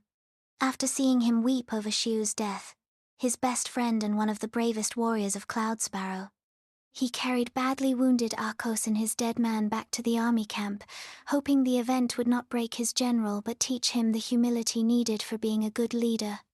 The Imperial Army retrieves from Cloud Sparrow to the south, leaving Akos to build his own army and protect his people. Feria Shen, the powder keg. It had been a relief for the Valtheka since Feria Shen left the Valtheka and headed to the Firearms Division. It was then a celebration for the Firearms Division that Feria Shen left the division and headed to Cloud Sparrow. However, when people in the Valtheka and Firearms Division realized that Feria had long gone, they sometimes murmured her name unconsciously. Feria Shen was born into a sword-making family on the southern coast. Her grandfather Shen Haisheng was the head of the sword pavilion, who was proficient in sword-making. Doted on since childhood, Feria developed a rebellious streak, disliking sword-making but embracing the devastating power of firearms. At 12 years old, she secretly sneaks on a merchant ship bound for Herring Gull City. She goes to explore the vibrant port and sees her kindly relative Ping Shen nearly being swindled into buying outdated muskets, and boldly intervenes, saving him from a costly mistake. Her knowledge and sharp instincts secure a better deal, earning Ping's trust despite her reckless stowaway stunt. But while she delights in glimpses of the city and its markets, a chance sighting of another Ikurian girl raises troubling questions that Ping pointedly refuses to answer, hinting at deeper tensions beneath the city's surface. On the return to Valthika, the ship is overtaken by pirates. Feria is captured by the pirates' captain Valdaqui. Intended as ransom bait, because of her noble birth, Feria surprises her captors with boldness and cunning, especially when she insists on saving Hadi, a Lunazran engineer taken alongside her. Realizing his family would never pay for his freedom, she schemes to ensure both of their releases. Her plan, convincing Valda to send a severed pinky from a pirate crewmate in place of her own, secures the ransom and their return to Ikuria. When she was pretending to be a damsel in distress and robbing bandits in Niuja village, she met Akos and Yue Shan by chance. She got to know Akos and was gradually attracted to him. The two of them got along well and became a pair of happy enemies. Shen Haisheng mistakenly believed that his granddaughter and Wu Weiho's grandson Yue Shan had a crush on each other, so he naturally supported her and arranged for Feria to join the army's firearms division. As a result, Feria accidentally stayed with Akos as she wished, and provided him with a lot of help in the future. A year later, when Akos rebelled against the army and organized his own army in Cloud Sparrow, Feria stayed by his side all the time, and was with him through thick and thin. No matter whether she was homeless or displaced, Feria always remained firm in her choice, never backed down, and never regretted it. The two head to Morris Isle looking to use the Mask of Immortality's power to help Akos protecting Cloud Sparrow from the tribes in the northern grasslands. Hadi Ismail, the visionary. Hadi Ismail, the youngest scholar in Lunazra's history, a man with great talents and a deft hand. If not for that fateful accident, he would be on his way to becoming a teacher at the academy, respected and looked up to by all scholars. However, his river of destiny still brought him to Morris Isle, where he will complete his journey. Oi! In Lunazra, there is a remote city-state called Red Dove City, which is dry and water scarce, but it has very rich resources of divine ointment. Hadi Ismail, the second son of the Lord of Red Dove City, had an uncanny passion for mechanical engineering from a young age. He took a knowledgeable slave as his teacher, and despite their disparate status, the two admired each other's ingenuity. With the discovery of the divine ointment, clean water became increasingly difficult to find within Red Dove City. After returning from his studies at the Lunazran Royal City Academy, Hadi and his teacher embarked on a quest to find a source. One day, Hadi and his teacher went underground to dig a well. They successfully located a clean underground water vein and, using a drilling machine designed by Hadi, unearthed the groundwater. However, the violent vibrations of the machinery caused a cavern collapse. Hadi, at the cost of his own arm, rescued his teacher and the other slaves. After Hadi recovered, he learned that his teacher had been executed by the city lord. Disheartened, Hadi took his teacher's ashes to the east, the place his teacher had longed for during his lifetime. While traveling to the Akuria on a smuggling ship, Hadi met Feria Shen, who had a keen interest in mechanical engineering and firearms. With the help of the Shen family of Valtheka, Hadi learned a great deal while traveling through Akuria and built a mechanical right hand that he could control with ease. Finally, Hadi arrived at his teacher's hometown, Holaroth. There, he learned that 300 years ago, the Wolf King had gained an unknown divine power that had altered Holaroth's geology. Hadi believed he could use this power to alter the landscape of his homeland, transforming the desert into an oasis. Syra, the light-bearer. Praised as the chief divine healer with purity and devotion, grace and nobility, Syra was once revered as Saint of Dawn. Yet, even she questioned the existence of the light and the shadow. Having now witnessed the portents, her doubts have vanished. Resolute, she embarks on an eastward journey to uncover the light's true origin. Whatever it may cost, Syra's sole desire is to see the divine descend to the mortal world once more. Syra had never seen her parents, nor did she know her own surname. She grew up in an orphanage near the royal city in Lunazra. According to the director Sister Mirith, she found the abandoned baby early in the morning. The gentle sunlight shone on the baby's fair skin, making it radiant and bright. So she named the child Syra, meaning sun. Sister Mirith was a devout believer and a kind person, caring and loving Syra. Under her influence, worshipping the sacred light and shadow had long become a habit for Syra. At the age of 15, Syra passed the rigorous selection process at the Divine Palace, overcoming numerous challenges and becoming a divine healer. The entire nation of Lunazra believed in the cult of light and shadow, with power shared among the Divine Palace, the Academy, and the Chamber of Commerce. Priests held a high position and were universally admired, Shortly thereafter, the Ismail clan of Red Dove City launched a rebellion, and the royal army assembled to quell the rebellion.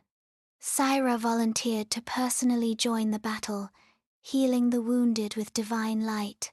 Her gentle and amiable nature and fearless bravery earned her the reputation of Saint of the Dawn. After the king's army's victory, she followed Black Crow City's high priest Gain into Red Dove City to rebuild the Temple of Light and Shadow, becoming Red Dove City's divine healer. This was an extremely difficult achievement for an orphan of humble origins, but the good times didn't last long, as the festival on the day of the solar eclipse ruined everything.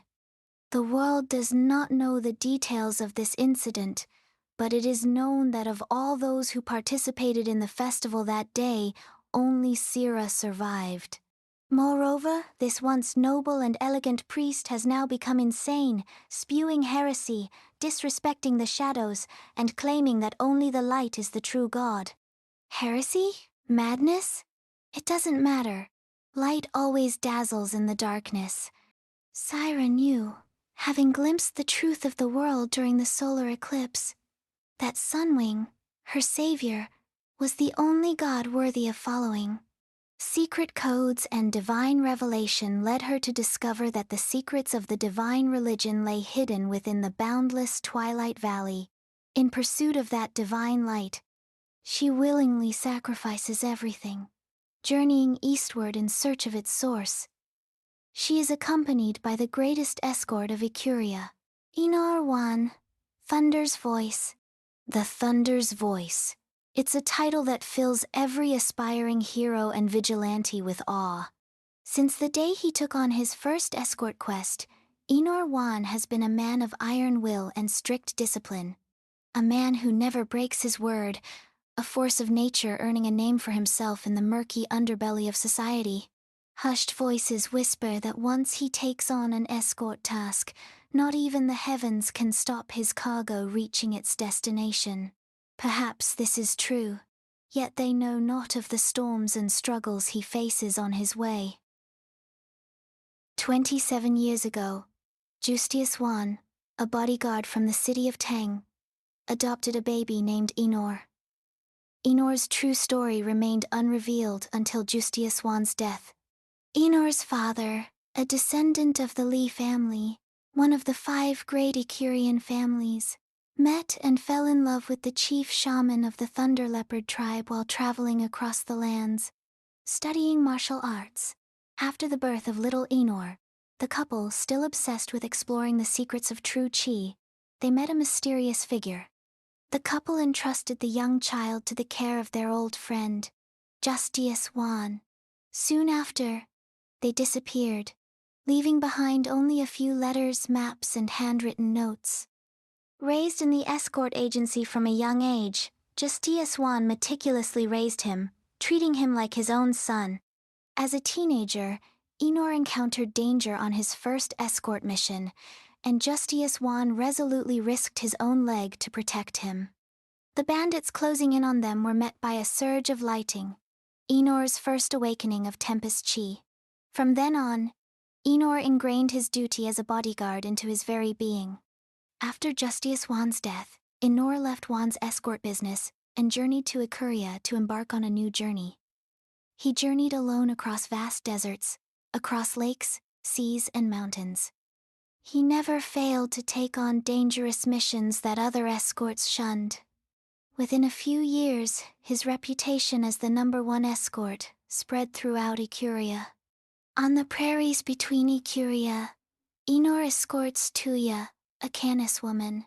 At the border they are faced with Akos, and the woman is revealed to be an agent stealing the Ikurians' border defense map and guardian arrow. Realizing the severity of the situation, he gives the cargo to Akos and helps him escape, presumably preventing the outbreak of a new war between the Canis and Cloud Sparrow. While traveling to Lunazra, Inor was entrusted by a Lunazran woman to escort Syra, once a saint, now a criminal, to Twilight Valley. Knowing this would offend the powerful Lunazran temple, Inor remained true to his promise and rescued Syra from their relentless pursuit. After escorting Syra to Twilight Valley, Enor discovered a clue to the last uncharted area on his father's map, Morris Isle. This mysterious island was Syra's next destination. Faced with a fateful coincidence, Enor embarked on a journey with Syra without hesitation. Valda Kui, Mistbreak Dragoness. Grandfather said that this world of ours is like the ocean. Beneath its calm surface, a fierce storm brews, with currents strong beyond belief. The weak follow the flow, it's all they can do, and eventually, the depths shall devour them. Yet the strong stand at the helm, they ride the waves to the shores of victory. I am Valda Kui, Mistbreak Dragoness, and I alone rule the seas. Valda Kui, leader of the Misty Sea Pirates, was born into a prominent family. Her father, Darius Kui, was once the Grand Marshal of the Icurian Empire's navy. After the 8th Prince launched a coup, Darius, loyal to the Crown Prince, resolutely led his men to escape to the Misty Sea, becoming a dominant pirate. After her father's death, Valda shouldered the heavy responsibility alone, defending against the navy of the Icurian Empire from outside and suppressing the bandits with ulterior motives from within, and became the well-deserved dragoness of the Mistbreak. Valda is a righteous and courageous person, possessing both wisdom and courage, and possessing extensive connections both on land and at sea. She once collaborated with Matari to rob the Lunazran merchants' ships, and she also planted spies within Icuria, befriending the 5 great families. It was during this process that Kui Valda met, got to know, and fell in love with the wandering G Tarka. They could have become a loving couple, but because Valda was burdened with national hatred and family feuds, while G Tarka only wanted to be a bohemian wanderer, they eventually parted ways. Tarkaji, the loyal drunk. Tarka had always been a man of morals. In addition, he hailed from one of the 5 noble families known throughout the lands, the G.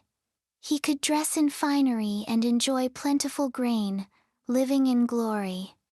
Yet for some reason he would always while away the day fooling around with ruffians in the town and markets instead.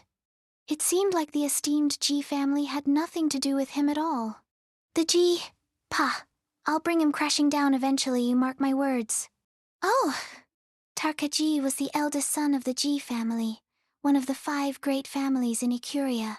Born with the virtue of fire, he possessed a remarkable talent for martial arts and was highly regarded by the clan elders. For the alleged death of his little sister Zai, Tarka harbored a deep hatred for the G family, running away from home at a young age to spend his days wandering the streets and turning to alcohol. While his background certainly captivated Tarka, it was his duel with the Hilothian warrior Takeda Nobutada that truly catapulted him to fame. Newly arrived in Baihong City, Yuanzhou, Ikuria, Nobutada had defeated over a dozen of the empire's masters. It was only in a duel with Tarka in the bamboo forest outside the city that he was defeated, barely a half-move advantage. The Icurian martial arts community then attempted to elect Tarka as their leader, but the naturally relaxed Tarka pretended to be drunk and refused. This duel forged a friendship between Tarka, Takeda Nobutada, and the accompanying Kurumi.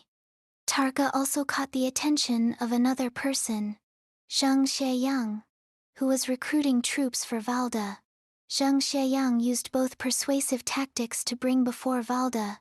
Tarka subsequently became the captain of Tarka's ship, the unsinkable Naga, and they had a happy relationship, but unfortunately, they eventually parted ways.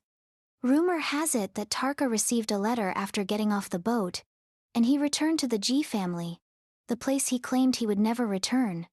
He starts looking for his little Zai, now convinced she is still alive, until they eventually meet, where they first engage in a violent fight, but later share tea, during which Zai reveals to him her story. Calamity rising. The way of heavens is unjust, for in all things there is impermanence. The abandoned daughter of the G family, considered a walking calamity, she eventually became a shadow working beneath the Annika. She left all else from her past behind, knowing that her betrayers' sins will eventually be turned to ash when the flames of reckoning set all ablaze. Jizai was born with a heart on the right side. Shortly after her birth, her mother fell ill during childbirth and died. At the same time, an ominous prophecy by the herald's envoy Wu Chen predicts that Zai will destroy the Ji family and bring disaster to the world. Upon learning of the prophecy, the Ji family elders decide to execute her. Ji's father pretends to kill Zai in public, but in reality, he hides the truth from the family and lets the wet nurse escape with Zai, whose heart is still beating. After escaping to Centralis, the wet nurse, unable to continue raising Zai, sold her to a human traffickers. After being sold several times, Zai was spotted by the White Reaper Bai and taken to the Annika, an assassin organization working for the royal family. After going through brutal training and selection, Zai eventually became the most outstanding assassin of the Annika, and all her human emotions were wiped out. In order to obtain a more perfect weapon, the new lord of the Annika, Chu, secretly guided Zai to find out her name and life experience, and also rekindled her deep hatred for the Ji family. Reclaiming the name Zai Ji, the girl did not want to return to her roots, but wanted to use the fire of revenge to settle accounts with her relatives who had betrayed her. She first returned to Ardora with the intention of avenging the woman that sold her as a child, only to find that she had already died and the family gathered in mourning. At first, Zai held back as the relatives claimed unawareness of the situation, but after a drunk uncle mentioned the prophecy only the guilty would know about, her restraint collapsed. She slaughters the entire household and leaves with an unnatural fire for further vengeance.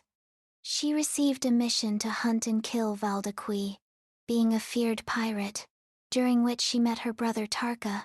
After the initial battle, he slowly managed to break through her stoic exterior and accepted him. Just for now. And the two head off to follow her mission. Liam Liu, Maven Magnetist. A man with an affinity for all things metal, born into nobility with a silver spoon in his mouth. Driven by ambition to master martial arts, he swore to become the strongest of all. Many sneered, deeming him stubbornly overambitious. His grueling training threatened to be the end of him, yet talking him out of it all was like trying to draw blood from a stone. If I can but become the greatest, then even death is a fair price to pay. Oh! Liam Liu, born in Jinlin City, Fortuna, is the young master of the Liu family, one of the 5 major families in Ikuria, and a family so wealthy that it can rival a country. Influenced by his father, Liam has been obsessed with martial arts since childhood. However, his mediocre talent often led friends and family to compare him to his gifted cousin, Tarka Ji. Fortunately, he was resilient and never gave up. After rigorous self-training, he mastered the Platinum Chi, a tradition passed down through generations in the Liu family. Just as Liam's martial arts skills were improving, his father quietly left home, his whereabouts unknown. 2 years later, his father reappeared, having fallen to his death from a cliff during a sword fight among the 5 great families. When the news reached Fortuna, Liu Liam was devastated, and from then on, he always carried his father's sword with him. At the age of 16, Liam inherited the position of patriarch. Seeking a breakthrough in martial arts, he journeyed to an ancient house in Holleroth, where he found the fragments of his father's ancestral scrolls and studied them day and night. The Wolf King's use of the immortal mask to alter the Holleroth landscape gave Liu Lian a sudden realization of the unique skill of transforming qi into magnetism. To train his temperament, Liam started cooking noodles, in the hopes of perfecting the task and finding enlightenment. After returning to Fortuna, he met Hadi, who was traveling in Ikuria after receiving a letter from Faria Shen. One day, while accompanying Liam on a visit to a smelting mine, Hadi unexpectedly discovered that Liam's body had been damaged by the backlash of his hard-earned skills. Years later, Liam arrived in Holleroth again. By chance, he learned of the legend of the Wolf King's previous battle for a divine artifact on an island. He initially scoffed at the idea of relying on external forces to become stronger, but upon hearing that many powerful individuals had also traveled to Morris Isle to vie for the divine artifact, he set out as well, determined to once again become stronger through this training. Matari, solitary spirit. Her true face has never been seen, and her history remains a secret to all. Her methods are unknown, while her motive remains a mystery. As the most famous treasure hunter, Matari is a phantom wandering between Lunazra and Holleroth, making caravans and dignitaries tremble in fear. However, it seems that no one has ever seen her true appearance, leaving only a series of strange and beautiful legends. Age, past, methods, purpose. Everything about Matari is a mystery. For her, there are no permanent friends, only permanent interests. Matari has never missed a treasure she set her sights on. Matari had stolen Prince Halfa's key and taken the life of Jiaojia, the Akurian's chief general stationed in Holleroth, along with the other key he held. She then opened the century-old Divine Eagle Vault in Plumed Castle, took the ancient map from its depths, and killed the young master of the Tang family and the leader of the Sand Bandits, who coveted the treasures within the vault. This time, Matari learned that a Lunazran merchant had something she wanted, so she disguised herself as a fighter and infiltrated the merchant's fighting arena. There, Matari met a warrior from the grasslands, Temulch. She knew that her operation had another useful helper. Temluk, the Grey Wolf. Temulch's ancestors were the mightiest warriors to roam the Canis lands, second to none. However, his generation saw the unfortunate splitting of the numerous tribes, each turning against the other in acts of war. Temulch knew there was but one road that would lead to unity and return glory to the Grey Wolf line.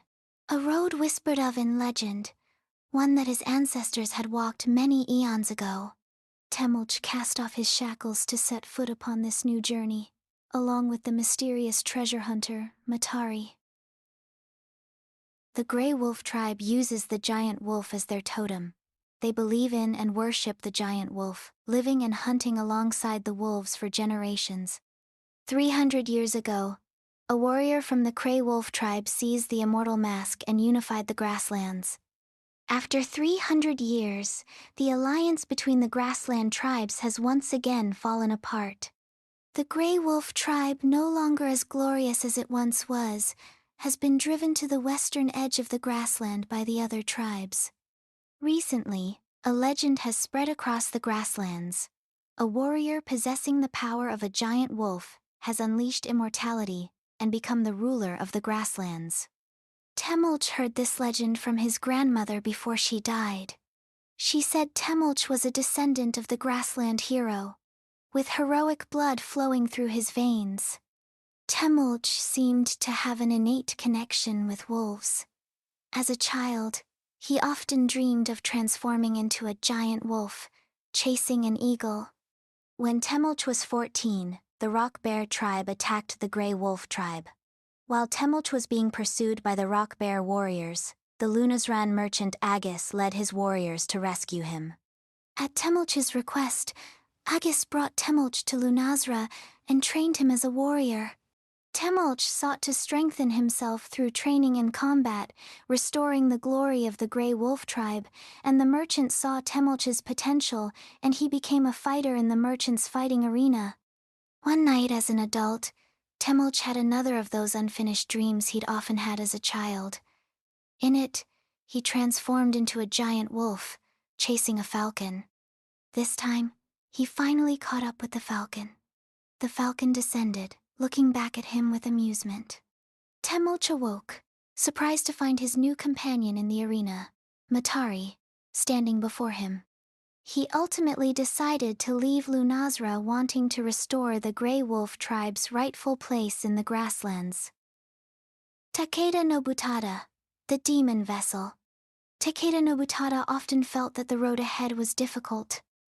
The glory of a warrior, the entrustment from his best friend, and the expectation from the apprentice were piling upon him. "Put it down!" a voice in his heart always said. "No, I will cut through all obstacles with the sharp blade in my hand." Takeda Nobutada responded in this way. Takeda Nobutada was a commoner warrior from the kingdom of Nichiren. Blessed with extraordinary talent, he steadfastly adhered to the martial arts principles of loyalty, courage, and self-discipline. At Yagyu-sensei's swordsmanship gym, Takeda Nobutada met his lifelong friend, Takamori Kusaka. Due to his humble background, Takeda Nobutada was ostracized by other noble children. Only Kusaka Takamori, the young master of the Kusaka family, one of Nichiren's 3 great families, often stood up for Takeda and disciplined those who bullied him. Although Takeda Nobutada never expressed gratitude, he remembered Takamori's kindness to him. After parting ways at the swordsmanship gym, the two would meet annually for a duel on the small island Ganru between Chidori Island and Kamaitachi Island. Tessa, on her mission to retrieve all of Sunwing's relics, travels to Helioth and obtains the legendary Fusang spear from what she thinks is the dead demon Orochi, but soon discovers that he is very much alive and only had been sealed with the spear. After days of being chased, she tries distracting it with livestock, leading it into an orphanage and even flirtation, before meeting Takamori and seducing him into facing it. Takamori realizes the demon cannot be killed, only contained, and ultimately absorbs it into himself, vowing to struggle against it forever. Meanwhile, Tessa hides the spear, lies to Takamori about its location, and runs away to continue searching for the other relics. After not having heard from his friend in years, Takeda received a letter from Takamori, asking for one last final duel. During the battle, Takamori kills himself on Takeda's blade.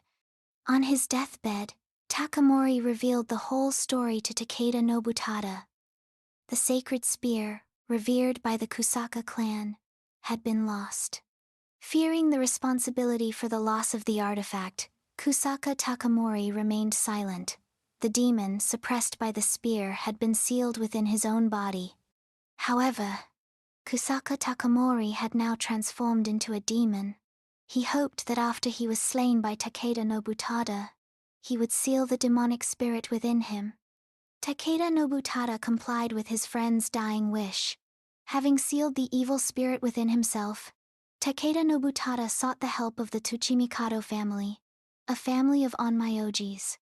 As Takeda journeyed to the Tsuchimikado family, a rumor spread throughout Helioth that he had murdered his best friend in order to seize the sacred Fusang spear.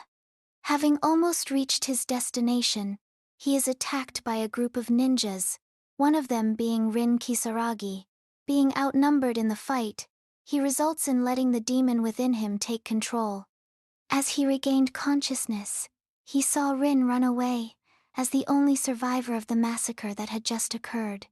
He was badly wounded in the fight, but was soon discovered by a little girl, Kurumi Tsuchimikado, the onmyoji. There were originally 3 main powerful families that lived within the Helioth kingdom, yet only one remains into the present day, the Tsuchimikado, a line that relied on its onmyodo talent to hold its position. Kurumi Tsuchimikado, known as the Flower of Helioth, was primed to become Helioth's first female onmyoji. Yet as enemies of the kingdom drew closer, the demon sealed within her sword teacher grew ever more restless. Hence she set out on a journey to uncover the secrets of the universe, to protect her family line, and to carry out the duty of an onmyoji.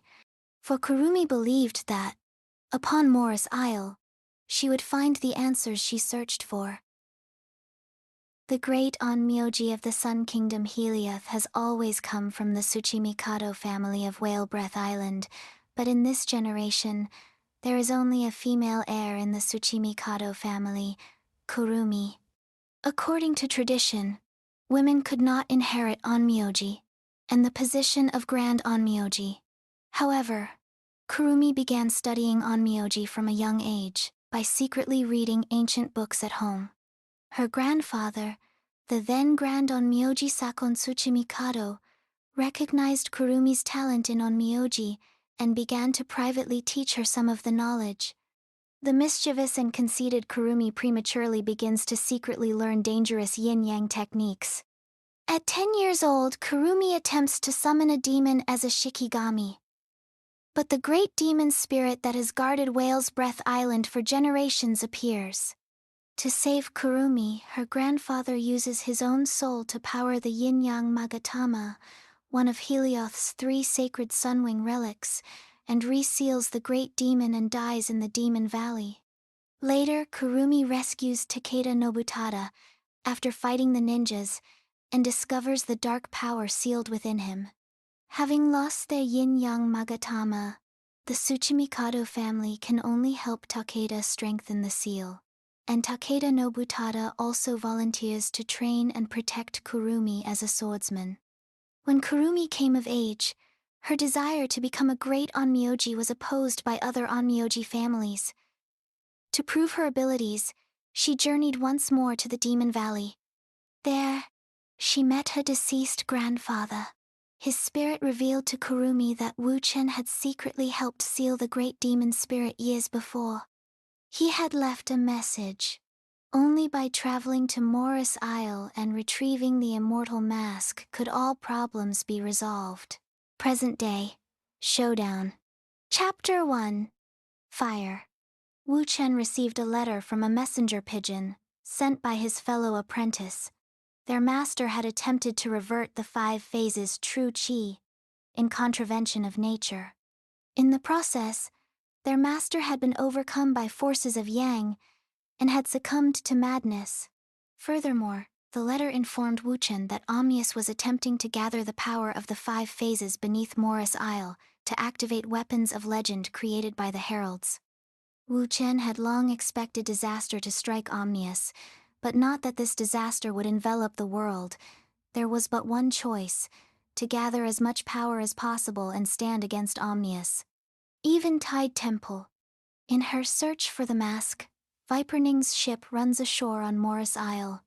Quickly after arriving, she meets Wu-chen, the herald's envoy, telling her, his master, Omnius, the leader of the heralds, has taken the mask, and if she wants it, she needs to take it from him, located in Eventide's temple.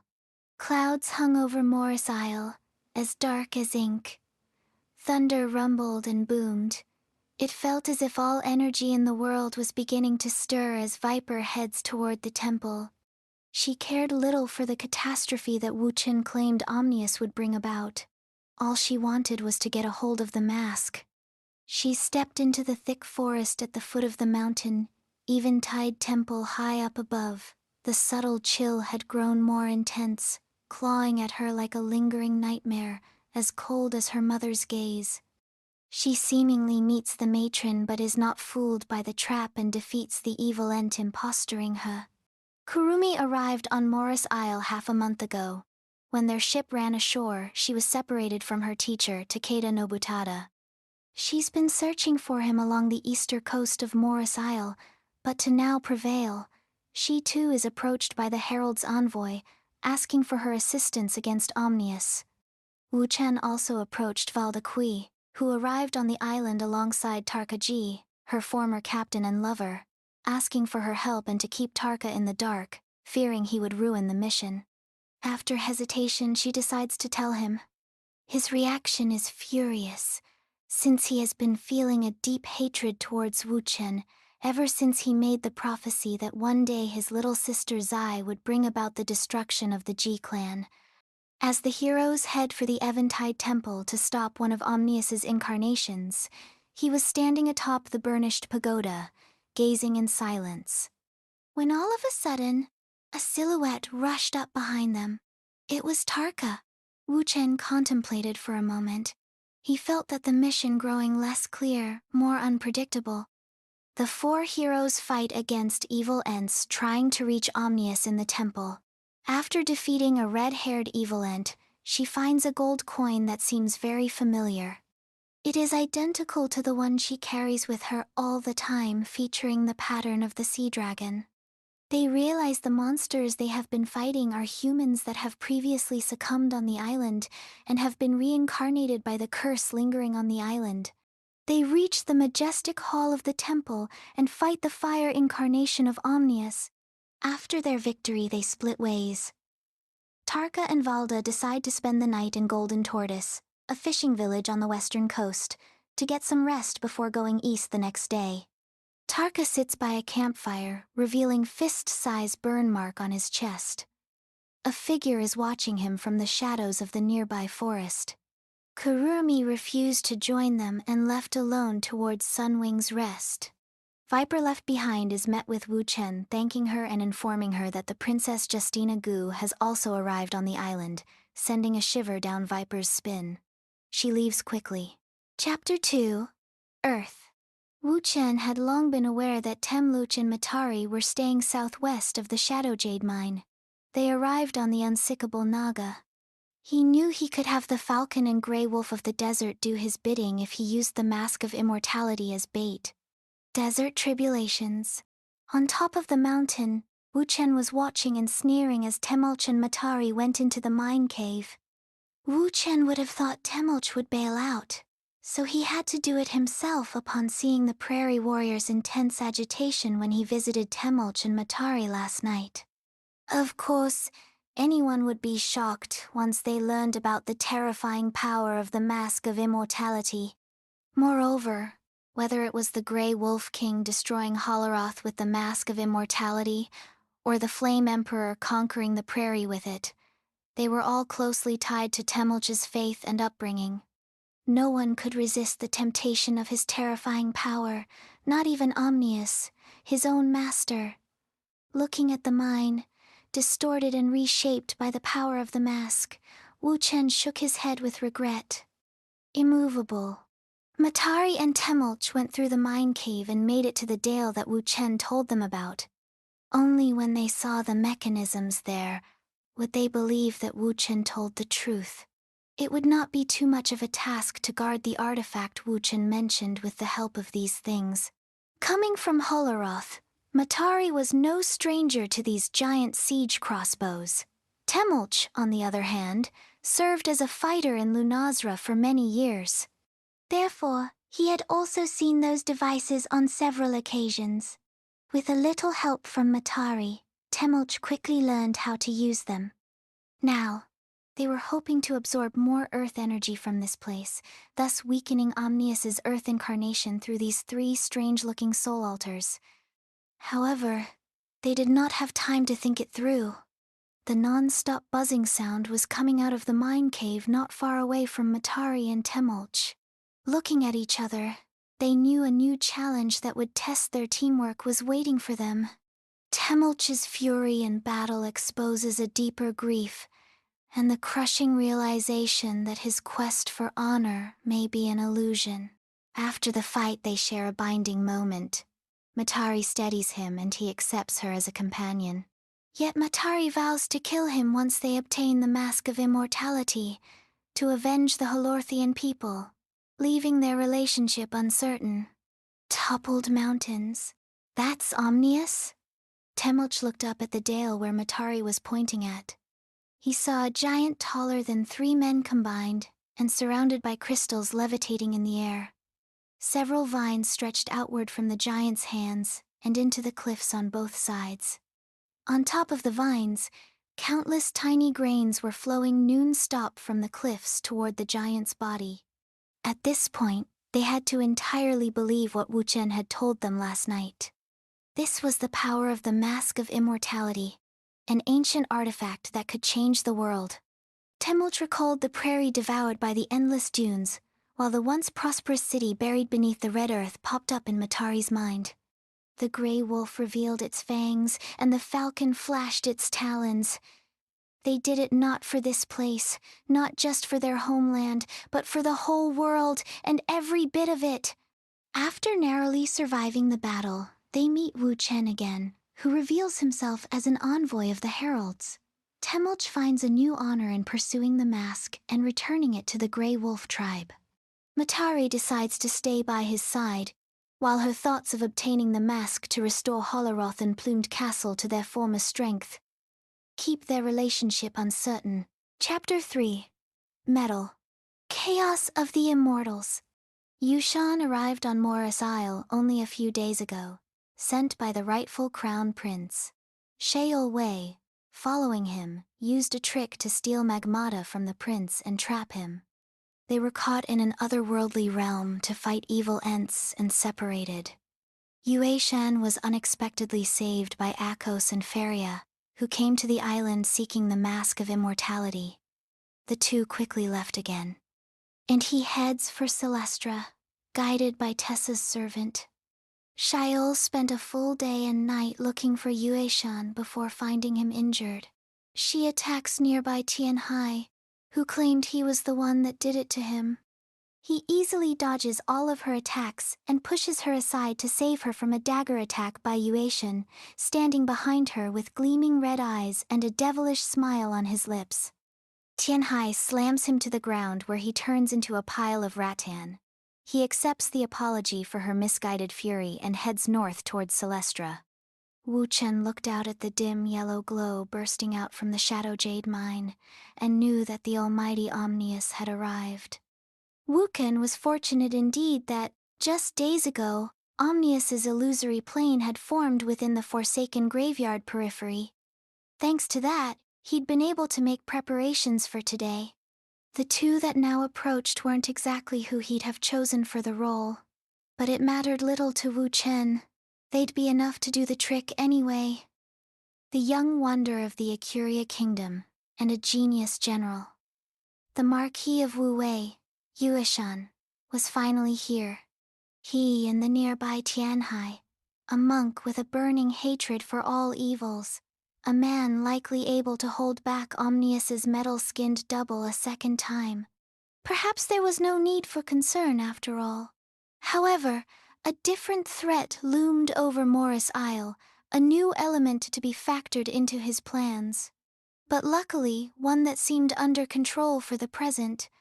Wu Chen let his qi flow freely throughout his body, tearing the boundaries of space and time to transport him far away. And so, he swiftly escaped before Omnius began to channel the Earth's energies, summoning forth a powerful array. None shall pass. Reaching the outskirts of Celestra, Tianhai is disappointed to meet the real Yushan, thinking he came to claim the Mask of Immortality against his grandfather's teachings. He tries to convince him to abandon Tessa and help him in sealing the mask, but Yue Shan stays loyal to his prince, vowing to give his life to Acuria if the prince uses the mask to do wicked things. Together, we stand.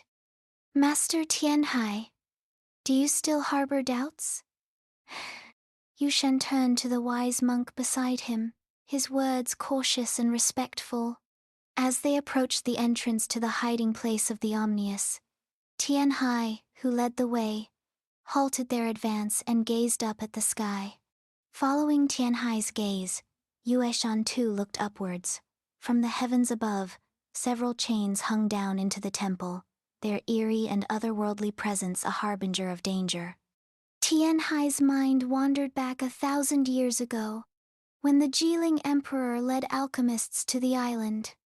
The cultivators' leader deceived the Silith people and used the Mask of Immortality to refine the forbidden art of reviving the dead, causing several heralds' ancestors to become violent monsters made of vines. At that time, the young Omnius put an end to these monsters, preventing them from wreaking havoc. It was here, the Immortals' Temple, where Omnius pledged to safeguard the world from the Mask of Immortality's malevolent influence, in front of the ancestors' remains, as well as his fellow tribespeople.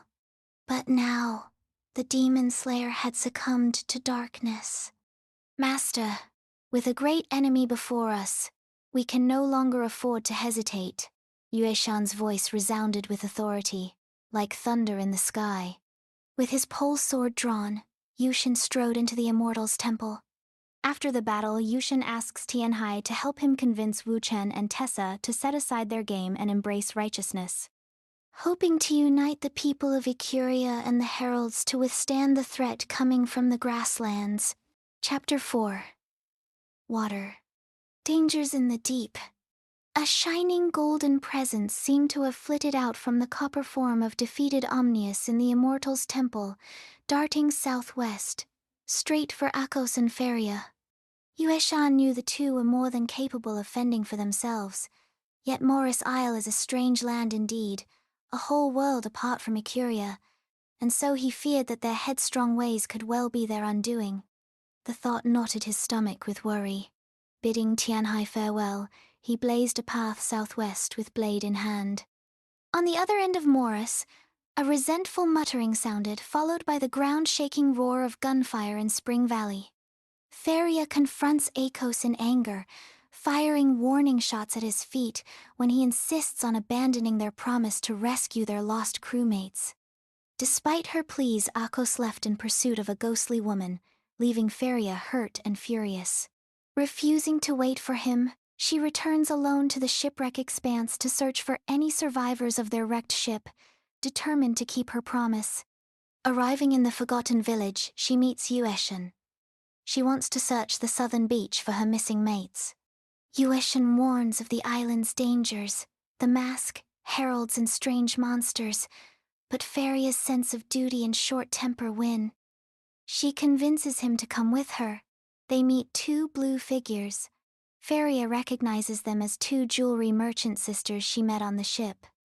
They became monsters in their vain pursuit for immortality, and the two heroes defeat them. After the battle, Feria jokes to mask her pain, but memories of her lost crewmates weigh heavily on her. Yueshan senses her grief, but says little, and just as tension settles between them, he suddenly stands and scans their surroundings. Something dangerous is approaching. Miasma swirl. From behind him, Feria's musket blasted to life, yet the bullets whistled emptily into the distance. A missed target wasn't something the dead shot Feria was used to. But I know something was there, just now. She lowered her weapon, uneasy as she tried to explain what had just happened. Yueshan simply closed his eyes and cocked an ear. A split second later, he lashed his polearm out straight into the mist. It fell to the ground with a thud, and from thin air there appeared a one-eyed creature with scarlet locks and deep blue skin. While a fearsome sight, it had already breathed its last. Several bullet holes peppered its flesh. Feria's eyes met Yueshan's, and she raised her musket once more. This blasted haze sure is full of surprises. After the battle, Feria uses her mech, named Trouble, to bury the corpses. Yueshan grows uneasy, recalling Tianhai's warning that the herald's envoy Wu Chen had lured people to Morris Isle through careful deceit. When Yueshan presses Feria on how she learned of the island, she recounts her family's long history with masks, dating back to Meng Qishen. But beneath her light-hearted rambling, he realizes a grim truth. The mask of immortality is too dangerous to be possessed by anyone driven by ambition or desire. Chasm Undertow. Hey, Yueshan. Feria barked out to him just as they were about to step into the shallow seas of the shipwreck expanse. Say, why don't we just let bygones be bygones? Eh? She asked, her voice adopting a faux masculine lilt. He'd fended off Omnius' split form together with Tianhai, but it was apparent now that Omnius' illusions were far from over.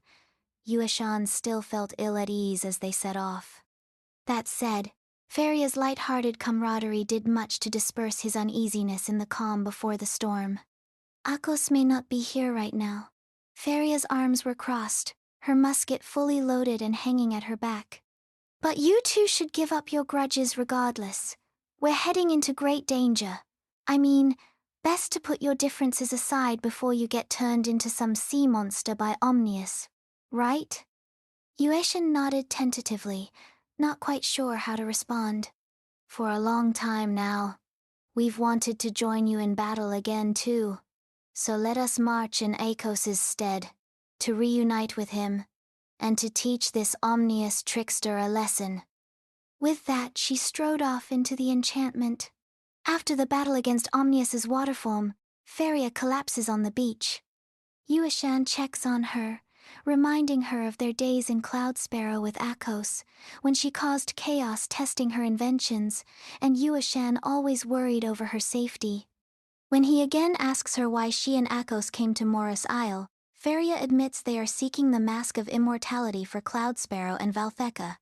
Yuashan confesses his guilt over leaving Cloud Sparrow, but Feria lightens the mood, forging him and urging him to talk to Akos about it.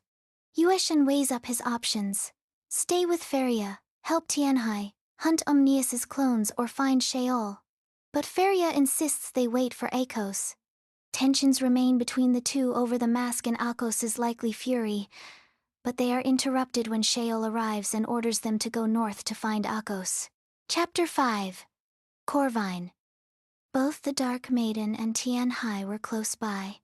With the assistance of these two, it shouldn't be hard for them to resolve this crisis that lay before them. Under the pretext that Sunwing's resurrection plan broke to no room for errors, Wu Chen instructed his partner Tessa to Sunwing's rest first to make the necessary preparations. In truth, he just didn't want Tessa to come face to face with the one responsible for this crisis. After all, according to the information he received from Zhang, their senior Corvine, who had once exerted all efforts to help them escape Kama, had now gone mad on a violent rampage after being tormented for close to a century. She used to treat Nuxin as her own mother, Nuxin's daughter, Tessa as her little sister, and himself as her little brother. Yet her tragedy originated from the plan orchestrated by her mother, executed by her brother, for the escape of her sister. All this while Wu Chen believed that she had perished then, but he could have never imagined that Master Omnius would have saved her in secret and locked her up. Through that, Wu Chen finally understood Omnius's plan, to go against the natural flow and refine the balance yin-yang energies within his herald body into the 5-phase true qi, and then, through Corvine, complete the transformation of the 5 phases into true chaos qi. For Corvine was the last descendant of the Silith's heavenly mountain bloodline, the only remaining herald who could resonate with the soul of the divine beast of chaos, Hun Dun. Wu Chen approaches Viper while she is fighting a swarm of evil Ents. He asks for her assistance in saving Corvine, and offers valuable information about the Mask of Immortality in return. Though wary of his manipulative nature, Viper agrees to aid. The autumn plains trembled under the impact of Hun Dun's assault. Tianhai, reverting from his Vajra form after being struck, felt the weight of fate pressing down on him. Viper Ning, wounded but resolute, acknowledged the dire stakes with a hint of dark humor, while Wu Chen somberly confirmed that Corvine was beyond saving. Tianhai wrestled with thoughts of purpose and destiny. His failure to seal the Mask of Immortality, the chaos unleashed by Hun Dun, and the frenzied heralds all seemed to challenge the meaning of their struggle. Yet, amidst hesitation and doubt, clarity surged, his mission remained unchanged, to seal the mask at all costs. After the colossal Hun Dun falls, Viper Ning and Wu Chen stand amid the aftermath of battle and conflicting beliefs. Viper Ning scorns Wu Chen for killing his corrupted friend, accusing him of masking cowardice behind philosophy. Wu Chen, detached yet sorrowful, claims her death was salvation, a release from inevitable suffering. Their uneasy exchange is interrupted by a surprise attack from an evil Ent, which Wu Chen narrowly deflects with Tianhai's aid. Viper Ning mocks his slow reflexes before leaving, warning him to keep his promise. Left alone, Wu Chen quietly reflects on his own hypocrisy, haunted by the memory of the fear and uncertainty he felt the day he left Kama. As Viper Ning races through the forest, Wu Chen's fatalistic words echo in her mind, stirring doubts she refuses to acknowledge. Tianhai catches up with her and tries to convince her to abandon her pursuit for the Mask of Immortality, warning her that using its power to defy her fate in Yushan would only bind her to another's will. Chapter 6. Wood. Forest Peril. Wu Chen stood above the Tao Gate with a solemn expression on his face. Though the entirety of Sunwing's Rest was gradually being engulfed in a rays, he had still yet to catch a wisp of Master Omnius's aura. A moment later, Wu Chen's brows raised slightly, as if he had seen something, and with a swift movement he disappeared into the shadows. Two figures emerged, moving rapidly in the direction of Eventide Temple, Taka Ji and Valda Kui. Though initially divided in their search for Zai's whereabouts, they tactically converged toward the deep valley ahead upon sensing the disturbance in the flow of true qi. Wu Chen breathed a silent sigh of relief as he watched the pair enter the depths of Sunwing's Rest. Since the battle at Eventide Temple, Taka had grown increasingly wary of him and had begun refusing to act on his suggestions. Wu Chen had no choice but to use Annika's token as a lure to lead the two of them here, in hopes of harnessing their combined elemental strengths to dismantle the array laid by Omnius. Though his plan seemed to be progressing smoothly, Wu Chen dared not relax. He pondered deeply over his master's intentions. What could be so important that he had to awaken the unparalleled weapons of legend hidden deep beneath the earth? With that thought in mind, he turned his gaze toward the autumn plains, quietly departing by channeling the earth's energies to transport him away. Tarka and Valda are seen fighting enemies on the platforms in Sunwing's Rest. The Annika token had been bait, but Tarka hadn't hesitated, dragging Valda into the fray. In the battle, Tarka is slammed to the ground and Zai's wood offering tumbles toward the poisonous pools below. Without a second thought, Valda dives to catch it. Taking the wooden offering, Tarka let out a deep sigh. Watching Valda move ahead, he realized, to love someone is to share their fate. He would never leave anyone behind again. While battling Vinemeyer, they fall into the disintegrated ground below. Valda steadied herself, Tarka at her side, a small reassurance against the darkness. Remembering her father's warning and Tarka's words fueled her resolve. Every step she took would protect those entrusted to her. The air was thick with the scent of stone and old wood, walls etched with herald script. Valda's eyes tracked distant rock peaks, aware of danger but determined. Together, they stepped forward, navigating the maze-like abyss. In a shared silence, the captain and her companion found an unspoken bond, a fate shared, and a determination that refused to break. Buried, giant. Inside the jade dwelling, as Kurumi was engaged in battle with the Evilants, Tianhai appeared in Titan form, joining forces with her to vanquish the creatures. Before leaving the autumn plains, Tianhai had spotted a radiant beam of light streaming northward and recognized it as the manifestation of Omnius's primordial spirit. Based on its heading, Tianhai surmised Omnius's aim and had taken off immediately in the direction of the final elemental nexus. Kurumi, on the other hand, had arrived here after parting ways with Valda and the others in search of her teacher. Amidst their conversation, Tianhai suddenly felt a violent tremor in the ground, after which the ground beneath them split open, revealing a massive chasm.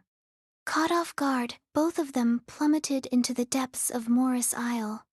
After steadying herself on the rocky ground below, Kurumi's gaze fell upon a colossal mountain where a face had been carved.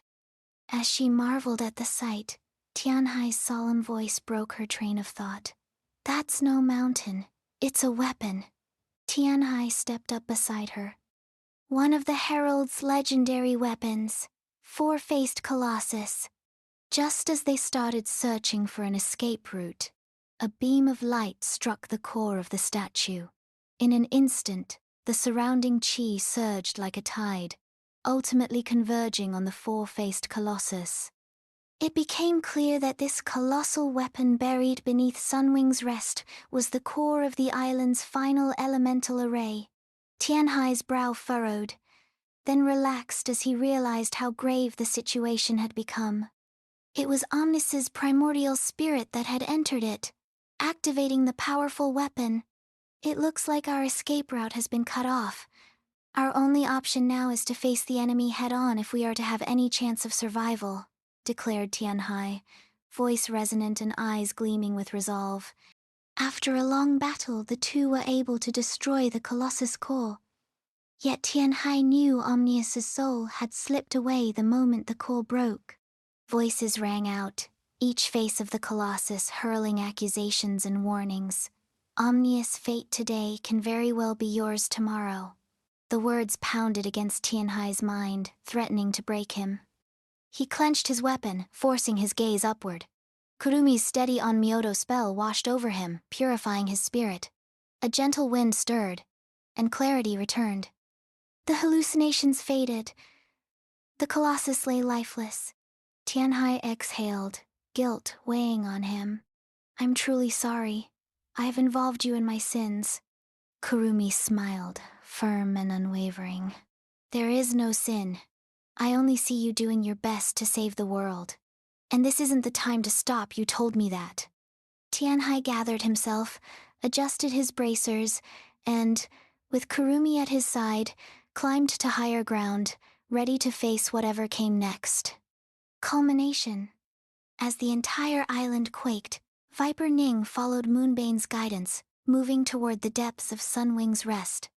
Just as she approached where Sunwing's remains lay, a flash of white light suddenly appeared before her, revealing a teleportation circle.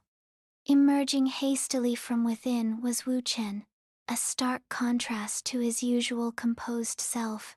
Taking another step would only put you further away from the mask of immortality. Dark Maiden, came his voice. Though deliberately subdued, Viper could still hear the abnormality behind it. Who would have thought that someone as composed as you could lose their cool? Viper sneered. In that moment, Wu Chen's thoughts were not only preoccupied with the urgent need to rally allies against Omnius, but another, more secretive matter. He must never allow the Dark Maiden of the Yushan Whisperers to venture any further into the valley, else his and Tessa's plan to resurrect Sunwing would be exposed. With the elemental array cores activated across the island, Master Omnius's wood clone is now manifesting beneath the earth. All 5 elemental forces have converged. If my master, who has fallen into madness, manages to cultivate chaos chi, then I'm afraid. Wu Chen's tone grew increasingly urgent as Viper remained unmoved. Do you truly intend to stand idly by? From the other end of the teleportation circle, the faint roars of monsters echoed. After a brief moment of contemplation, Viper Ning chose to follow Wu Chen. As they stepped into the array, Wu Chen sighed inwardly. Thank you for offering your assistance, Dark Maiden. The time to reshape the world draws near. With eyes closed, Viper Ning sensed the world more clearly. The cries of the dying faded, replaced by the wavering energies of their spirits. Chaos swirled, yet she could feel the path forward. Moonbane's distant voice whispered, "Take it! For me!"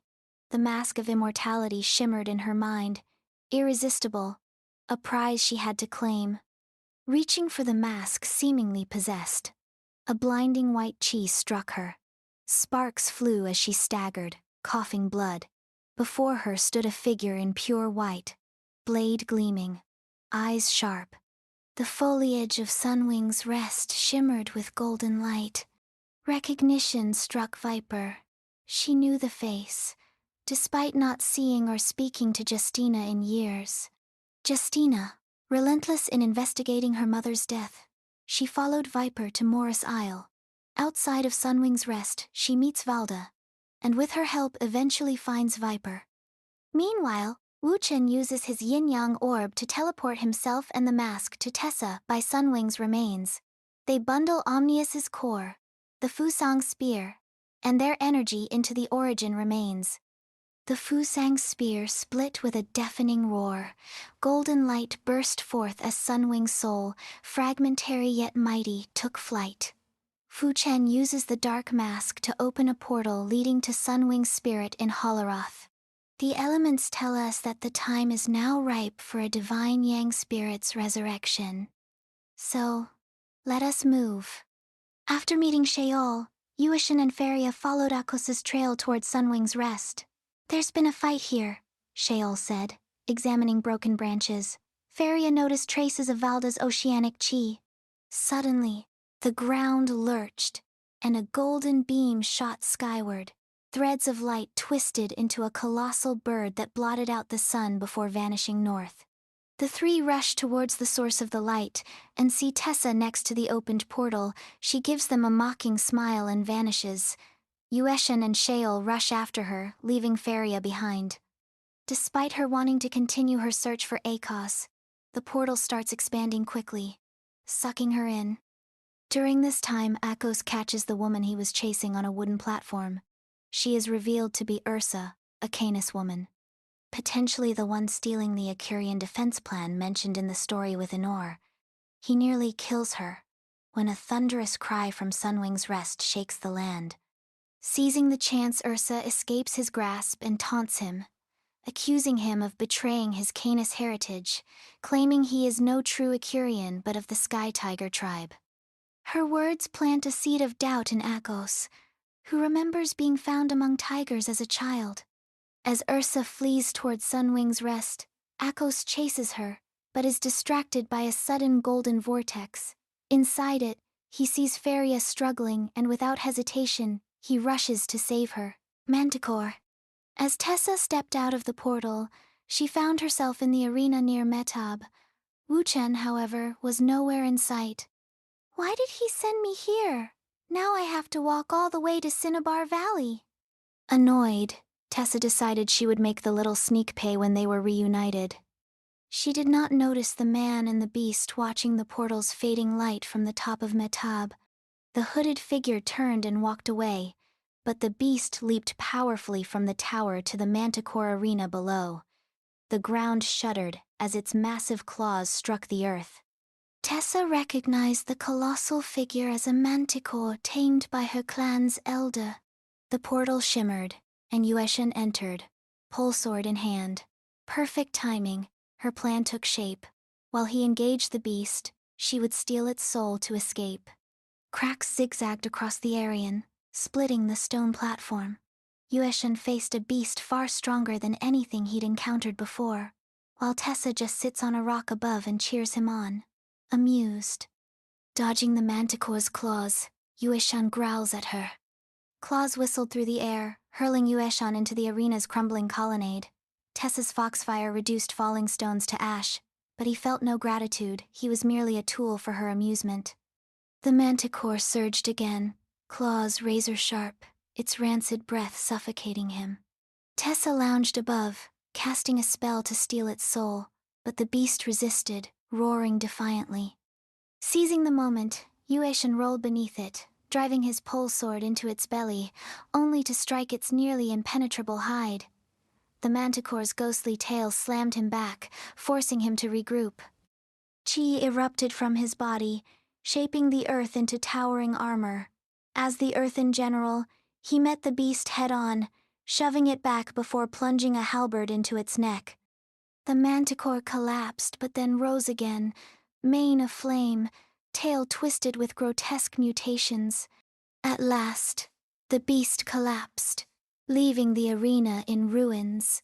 The surrounding barrier began to dissolve, and Tessa vanished with a mischievous laugh, leaving Yueshan alone.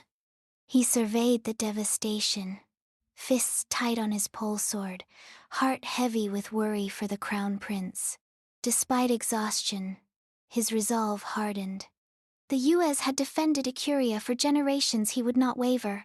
Standing tall on the shattered platform, he gazed eastward, where another radiant light bloomed, echoing the one from the portal.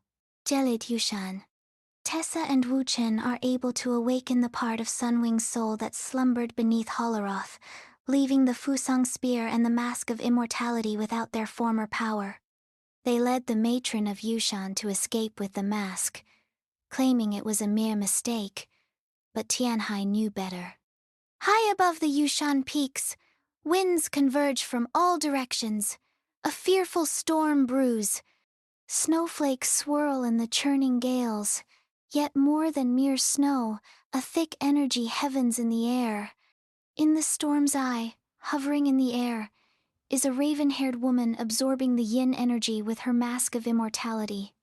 Yin specters shriek and howl as the storm rages, but cannot escape her grasp. The mask has been parched, shriveled, but now it feasts upon the power all around, shimmering with a raw yet cold shine. Justina and Viper, now in Yushan Mountain, plan on defeating the matron, but Viper poisons Justina to take the burden alone. Viper Ning and Tianhai met by the Spectre Arch, for now agreeing to put their differences aside. They dash for the mountaintop, but upon arrival are greeted with a most hellish scene. It suddenly brings to Tianhai's mind a scene described in the ancient herald records.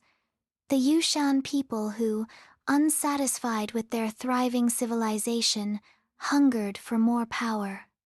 Thus they sacrificed countless innocents to the god of Yin. An affair that, no matter how one looked at it, was orchestrated by the heralds. His heart grows heavy with guilt at the thought.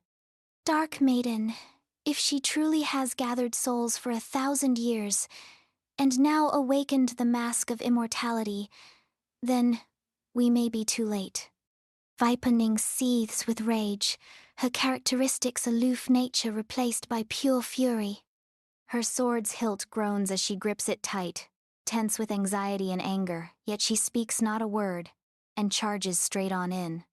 Akanita Ning fell into Viper Ning's arms, her chest surrounded by a purplish haze. For the first time, Viper Ning saw her mother as a woman, warm and human, not the lofty matron she had always known. The mask of immortality materialized in her lap, and the haze surged. Viper Ning whispered desperately, "Give Mother her soul back," but the mask offered only destruction. Lights twinkled and escaped her fingers. Akanita's frail breath slowed until she was gone. Viper Ning held her mother silently, honoring her final wish to leave Yushan. The mask fell to the floor. Step by step, she carried her mother away, never looking back. Tianhai watched Viper Ning as she vanished into the shadows behind the serpentine throne. The mask of immortality lay dull and lifeless on the ground, its silent roar a bitter reminder of its power. He stooped to pick it up, a century of events weighing on him. Too much had happened. Could he have stopped it all sooner? Such thoughts were useless. Raising his grappling hook, Tianhai soared toward Yushan's peak. A voice startled him. Wu Chen and Tessa had pinned him down. Accompanied by the crown prince taking the mask stating his intention to revive his wife with its power. "I'm sorry, friend," Wu Chen murmured, while Tessa laughed softly, blowing gently across Tianhai's face, teleporting him back down into the ruins. Chapter 7. Huanyue. After meeting Viper at the Spectre Arch, Justina practices her sword to calm her turmoil and reflect the recent events on the frozen Shard Lake, her mother's death, Viper's betrayal, and the mysteries of Yushan. She had learned that her mother chose her fate and that the true threat lies with the heralds Wu Shen and Tianhai. Realizing that personal revenge is meaningless compared to the greater danger facing the world, Justina resolves to uncover the herald's schemes and restore peace. As she meditates, an unnatural sandstorm draws her attention northeast towards Imperial Village. Wrath of the spirits. Within the sleeping Imperial Village, the wind and sand beat the desolate totems of the different tribes. An old great astral deer sorcerer, his back hunched, raised his bone staff and slammed it against the last standing totem of the tribal pride. Why? Why? Splinters flew as a guttural growl rumbled from his throat. Suddenly, a soft sigh drifted through the dust. A woman draped in a white wolf pelt slowly knelt down and brushed her fingers over the half-buried bones in the sand. She said in a low voice, "My poor children, my sky wolf guard, you were guarding this place loyally, but your master never returned." The great sorcerer turned around quickly, revealing himself. His head was not that of a man but a writhing mass of flesh covered in wrapped antlers and countless cloudy eyes. He trembled as he knelt before her, his voice hoarse and fanatical. "Lady Huanyue, You saved me from the sacred mountain. I will never betray your trust.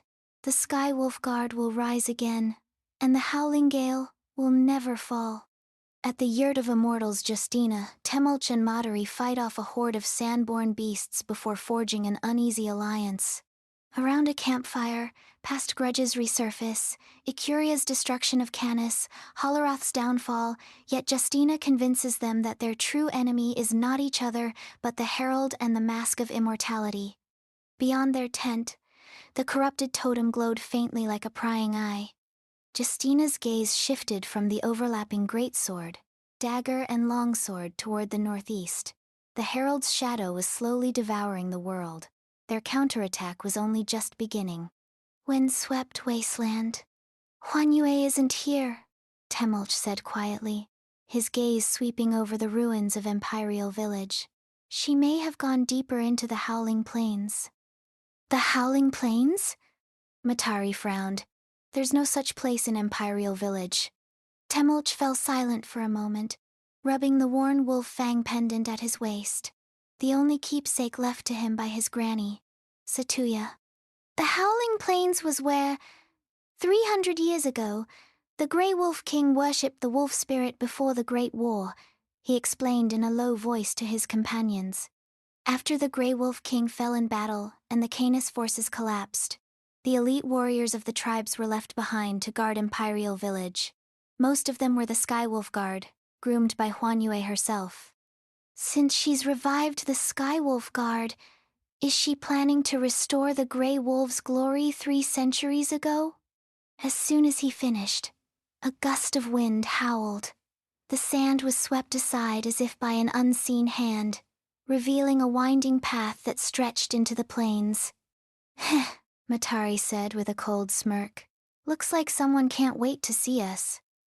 As a child, Temulch listened to his grandmother Satuya's tale of the Grey Wolf King, a hero consumed by the cursed power of a mysterious mask.